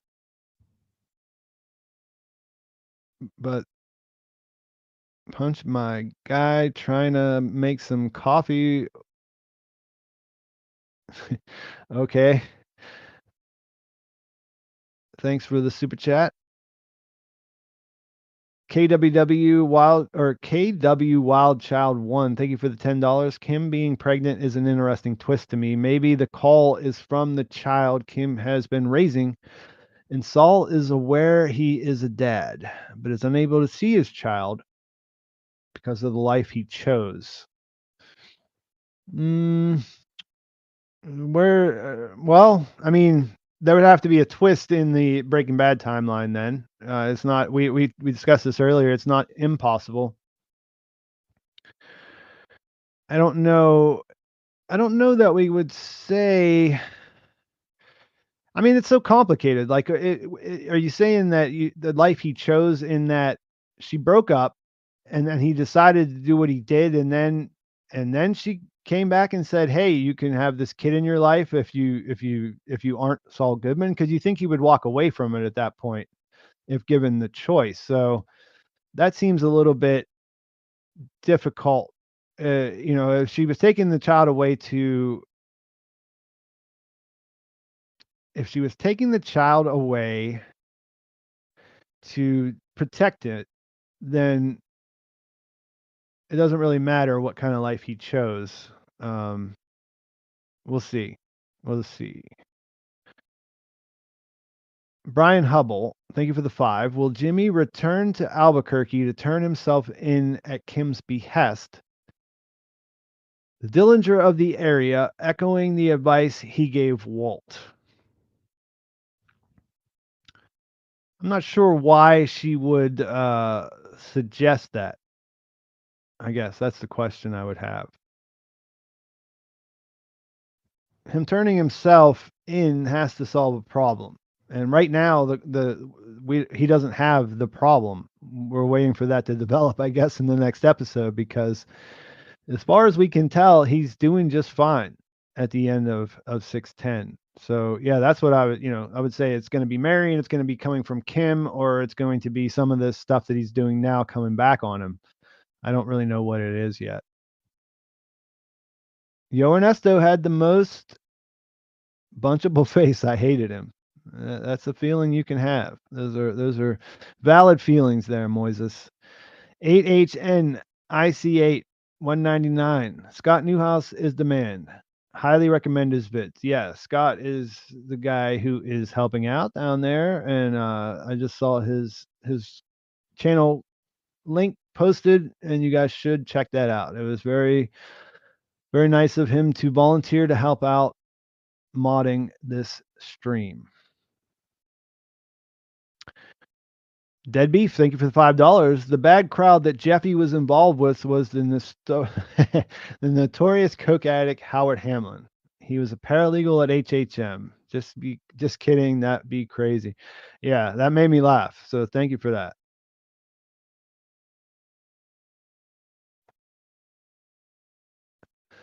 Moises, when do we get to see how Saul gets the vet's black book? Like, I also wish they showed some corrupt ABQ cops in the Breaking Bad BCS universe. Am I right, G? Yeah, I could see that. I could see that coming back up or not. I mean, it's clear that he gets the book. Um, it's clear that after Kim leaves, that he might think it's a good idea to get the book because he's going to double down on his criminal lawyer thing. But I mean, the main reason I don't think they're going to show it is because I don't know that they're going to go back in time that far. But yeah, they don't show a lot of cops either way in the Breaking Bad universe. You know, they don't get that perspective. They're usually just sort of side characters, other than Hank and the DEA and the people around him. So yeah, I mean, there's a lot of corruption in police. That they did kind of touch on it with Mike's backstory in 5-0. One of our favorite characters was a crooked cop, but I'm okay with them not doing too much police stuff in Better Call Saul in general, because Hank's storyline, it would kind of feel like it was the same thing. Nick Ball, thank you for the $10. Marion is Kim's mother. Jeff's Kim's half brother. And Howard's father, George, may be Kim's father, making Howard and Kim brother and sister. Well, you got them all in there. That would be absolutely insane, but you never know. I thought that when I was listening to the Insider podcast, I thought that they slipped up with something, because Pat Healy, who plays Jeff, said that he read for Howard's father, but then he said it was a long time ago earlier, so it must have been something that they cut, because I thought at first, I was like, wow, they're bringing Howard's father back or into the story, but it was a false alarm. Melissa S., thank you for the $5. Still hoping that Marion is Kim's mom and Jeff's sister. It works if you think about it. I think she may still pull a scam on Gene regardless. Yeah, like I said, I don't, it's not impossible, but I just don't know how you get around the fact that he just ended up picking her ex-husband up from the hospital randomly, and that's how they all came together. Alan Chow, thank you for the $9.99. They explore the theme of actions having consequences, not only with bad choices, but even good ones. Kim did a good thing leaving Jimmy, but even then, that still indirectly led to chaos of Breaking Bad. Yeah, I just mentioned this a minute ago, and I agree that she did it for the right reasons, and it makes it even a little bit more tragic that it went bad. That her cutting that tie was the thing that was keeping him somewhat respectable, and it was all gone after that. Moises Espejo, thank you for the $9.99. Don't you guys think that maybe seeing some corrupt cops in the Albuquerque region would have been a cool element of the show? Also, when do you think, or how do you think, Saul got the Black Book mystery? This is sort of a repeat of your last question, so I don't really have anything new to add, but thanks for asking again. Thank you. Melting crayons. Thank you for the 5. Kim convinces Jimmy to turn himself in to help Skylar avoid legal trouble. Chance to see her, Marie, and Walt Jr.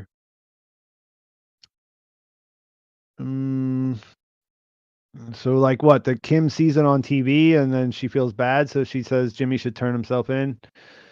I'm not sure. I mean, I think Kim's feelings would be, maybe a remorse would be tied to Howard, I think, more than anything, and he's kind of been dealt with.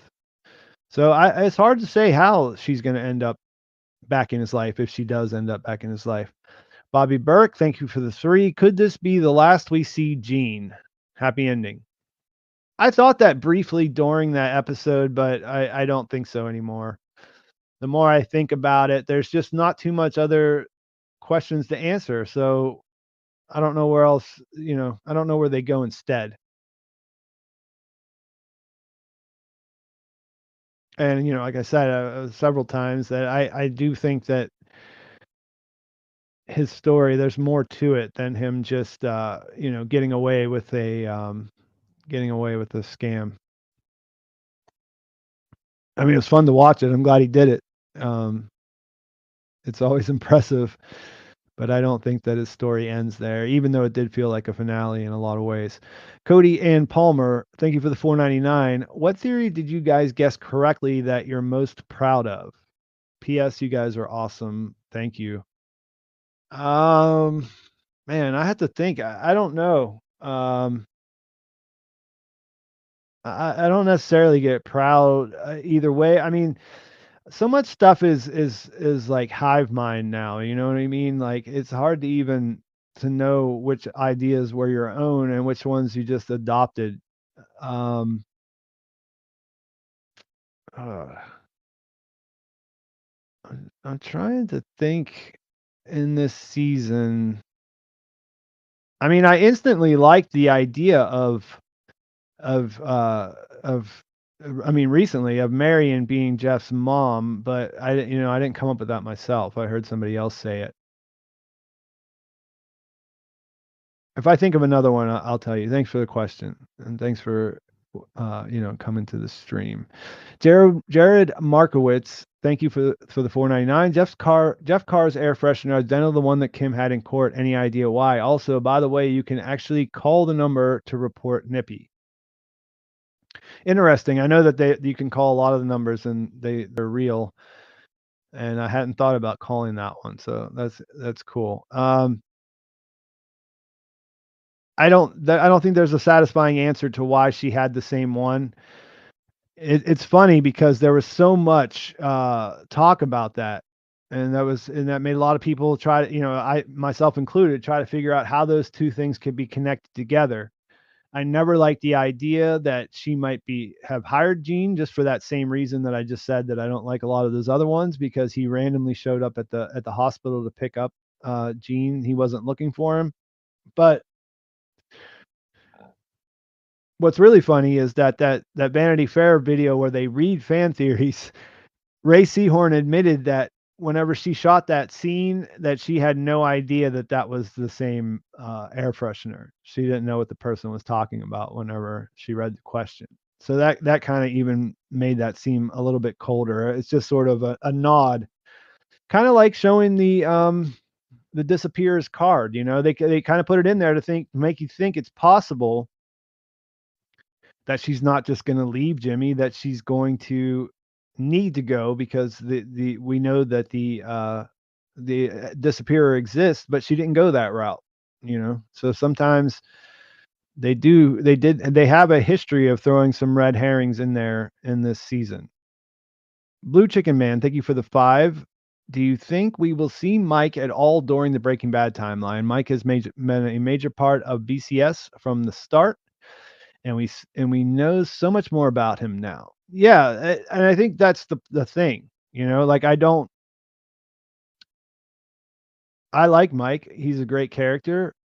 I don't know what else. I don't. There's not burning questions that I need to have answered about him. Um, Mostly everything about how he is makes sense. I mean, he's a little bit closer to, he's a little bit more personable with Jimmy at this point in the story.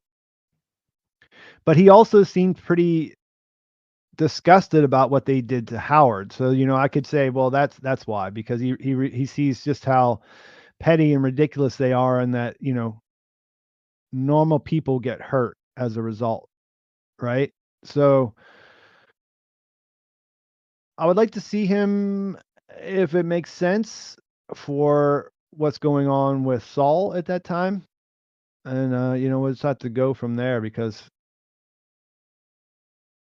I can't think of any big question that I need to have answered about him in the series. I really liked the ending that they gave him in episode 9. I thought it was really kind of perfect. And so I hope whatever they do with him after that doesn't take anything away from that if they do bring him back, you know. Scrolling here, seeing a lot of familiar names. That's always nice. Thanks everyone for coming out. Tin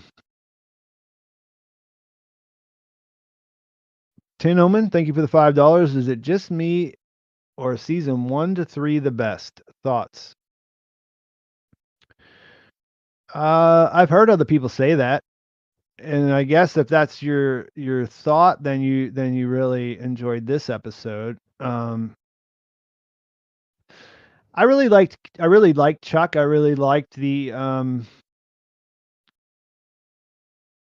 just the brutal conflict between those two brothers, and the way that, you know, they know so much about each other, and they you know, they use it against each other in the worst ways.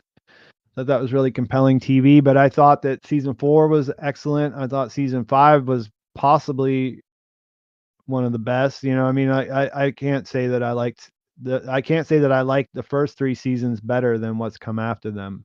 You know, I like it all. Lamas Yusuf, thank you for the 279 Canadian. Could Marion be Walt's mom? Is he one of her boys? I don't think so. I mean, is it possible? Of course. But I don't see how they, I mean, how do you explain that? How do you explain Gene ending up in Walter White's mother's house drinking schnapps? Because it wasn't manufactured. It's something that happened organically. So how do you, like, do you want your show to do that kind of thing? Because it feels to me like it would be a cheap gotcha surprise that doesn't really make a lot of sense. On Insider, they said all directors for last episodes came in for a crash course on black and white. Will the only color the rest of the way be the Breaking Bad flashback? It could be. I mentioned this earlier, and they don't say that they were only going to be using black and white, but it did seem very possible that Tom Snoz, who is doing the next one, Vince Gilligan, who's doing the one after that, that those guys will be including black and white scenes in their episodes. Tony B 24247, thank you for the 199. Possible Saul repped Jeff in Albuquerque and doesn't remember. That does seem possible. Not sure to what end though. You know what I mean? And again, it would be a pretty big. Well, I guess it wouldn't be that big of a surprise. He defended a lot of people. That's a lot better than Marion being somebody's mother or something like that. But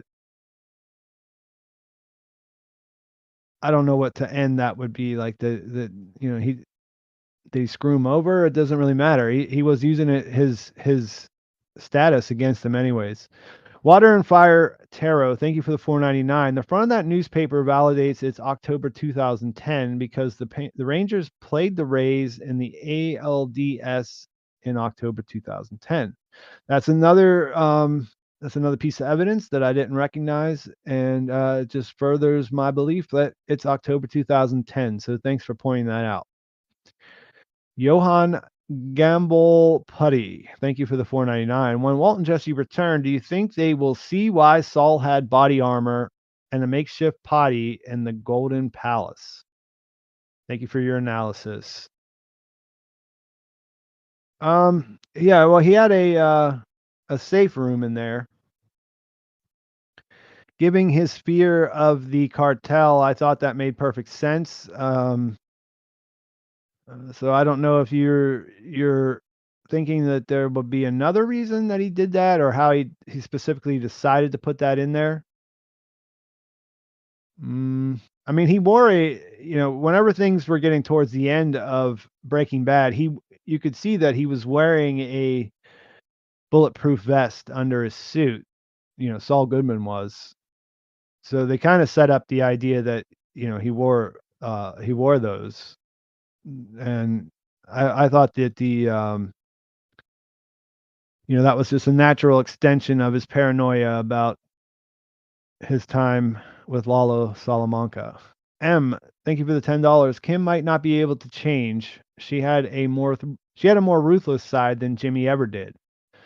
He didn't want to take down Howard, but it did it mostly to please Kim, and he wouldn't have been so cruel to Cheryl.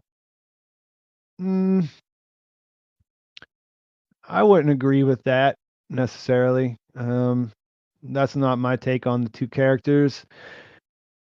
He didn't want to take down Howard. She pushed for it because she was trying to bring Jimmy out of his funk that he was in after being in the desert. I mean, she wanted revenge against Howard, but that wasn't the pure reason. It's not that simple, I guess is what I would say. And he wouldn't have been so cruel to Cheryl. I mean, he wasn't at that point because she stepped in and did what had to be done. But I don't know that you would say that he wouldn't. I mean, he did some pretty bad things in the series. Um, just I always think of Irene whenever if you're ever if you're ever confused. I mean, I like Jimmy. I think he's mostly good inside somewhere, you know what I mean? I don't think I think some of the things he does, some of what he's good at leads to bad consequences. But I don't know that I would say that he couldn't be as cruel as she was there if the shoe was on the other foot. If she was trying to convince her and it wasn't working, I think he absolutely would have stepped up to protect his partner and the lie they had going there. Karaoke Buzz, thank you for the 5. Do you think Gene will end up dying? Anything is possible. I already miss Cliff's facial expressions. I don't think he would die. But like you said, anything's possible. I mean, I don't really have much to add there. Um, because it kind of depends on the next 2 episodes, doesn't it? Where he's left now, I just can't say. I can't really say for sure if I think he would die. Felix, thanks for the $1. I appreciate it. I think I have now gotten to the end. I think we're caught up here. And we've hit the 3-hour mark. So, and the numbers are going down a little bit there. If you have any final questions, now is the time to ask them because I am going to roll on out of here. I want to thank everybody for showing up. I want to thank the mods. You guys seem to have done a great job as far as I can tell. We'll talk afterwards, see if there was any issues. Saw a lot of requests for Courtney. She will be here on Saturday, as far as I know. That was the plan. We'll do a preview like we did last week, so you guys should come back for that. I've been working on 2 different videos. I've been sort of bouncing around and therefore not getting either one of them done with everything else I got going on. So I am going to try to get some other videos out this week. Stay tuned for that. Felix, you're getting in there at the wire. Thoughts on the Diamonds, November 12th, Lalo. Thank you for the 2. Thoughts on the Diamonds is we may see an origin story for those. I'm not sure how they come into play going forward, but they conspicuously, they showed them pretty conspicuously, and I imagine that that won't be the last time we see them. November 12th, we talked about this several times in this very stream. That call is coming. I hadn't caught that when I made my recap, so I didn't bring it up, but That call is coming up. And Lalo's dead. He's buried under the super lab. I don't know what else to say about that. Jimmy's still scared of him. He's like a specter. He'll always be scared of him. Petko Pavlovsky, thank you for the BGN 1099. Keep up the good work. Yeah, I appreciate it, and I'll try. Thanks for the motivation. It means a lot. Emma Raz, thank you for the $1 Canadian. Connor Greenwood, thank you for the $2 Canadian. After 72 hours, moved merch. Now Jeff can rat. Well, the whole problem with him ratting is that Jimmy would be able to, he'd be able to testify against him. If he was getting in trouble, then, what does he have to lose? He can just turn it back to him and bring him down together. E minor, $2. Thank you. Kansas City Royals bag is definitely teasing Kim. Yeah, he's always had that bag from the beginning. And it definitely makes you think about that shirt that she wears later to sleep in later in the series. I didn't really think of it as teasing Kim, just because I think it's inevitable that Kim has to come back. But I see what you're saying. It does keep her in our minds in an episode that she doesn't appear in. Lemus Youssef, thank you for the 279 Canadian. Walt heard Saul going to Nebraska. Could have told mom. Yeah. But to what end? Are you saying mom as in that it's Marion? If that's the case, like I said, I don't know how she orchestrates Jeff being there to be the taxi that shows up after he falls down. I mean, they could go back and make that make sense, like retcon the whole thing, like they were watching him, he paid off a different cabbie to be the one that pulls up or something like that, but I'm not sure that's the direction they're going. Yeah, but what evidence, thanks again, Connor Greenwood, would he have against Jimmy? Against Jimmy, he has the fact that he's living under an assumed identity. Jimmy would have I don't know if you're asking this backwards or what. I mean, Jimmy would know that he did the scam because he planned it, and he could definitely, have some evidence to it. But I mean, as far as Jimmy, he just has the identification. All they have to do is take his fingerprints, and they would know that he's actually Jimmy McGill, aka Saul Goodman, not Gene Takovic. Rollo the Mexican. Thank you for the $9.99. You think the ending will end like The Sopranos? Black screen. I'm not sure, but I think that would be kind of fitting if he turns himself in, that we don't see anything that happens afterwards, because I feel like it's just better if you can, make it up yourself. We know this guy so well. We watched so much that he did. It's just fun to think about what might happen. I'm not sure it'd be fun to watch all those things play out in the same way. I think that would be a pretty good way to wrap it up. Oh, lunar orbit! You just got in there right as I was getting ready to shut it down. I mean, no problem. I'm just saying that was good timing on your part. Lunar orbit, thank you for the $5 Canadian. I'm sure there's no connection, but I like the idea that Jeff got the car freshener from Walter White's car wash. Yeah, I've seen a lot of people say that, and could be a fun tidbit, but I don't think we'll ever get any confirmation of that.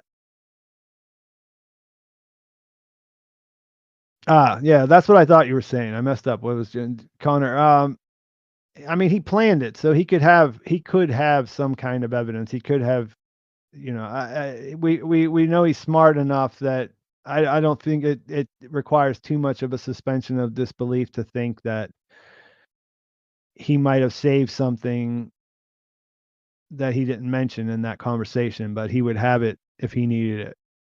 He's a lawyer too, you know what I mean? He understands how the process works. Bitch says that is all those cut tags have Jeff's fingerprints on them. You know, I was thinking about that. I wanted to go back and look. That seemed like a weird thing how he was cutting those. But I didn't get a chance to go back and rewatch about like was he leaving them behind and wouldn't they find those before they do? I mean, couldn't that be evidence like that they found before they did inventory? I wasn't sure, but thank you for the 199. And guys, I am busted, so I'm gonna get out of here. Thanks for coming. If you can't get enough, come back on Saturday and we'll do it again. Thanks for watching. I'll talk to you soon.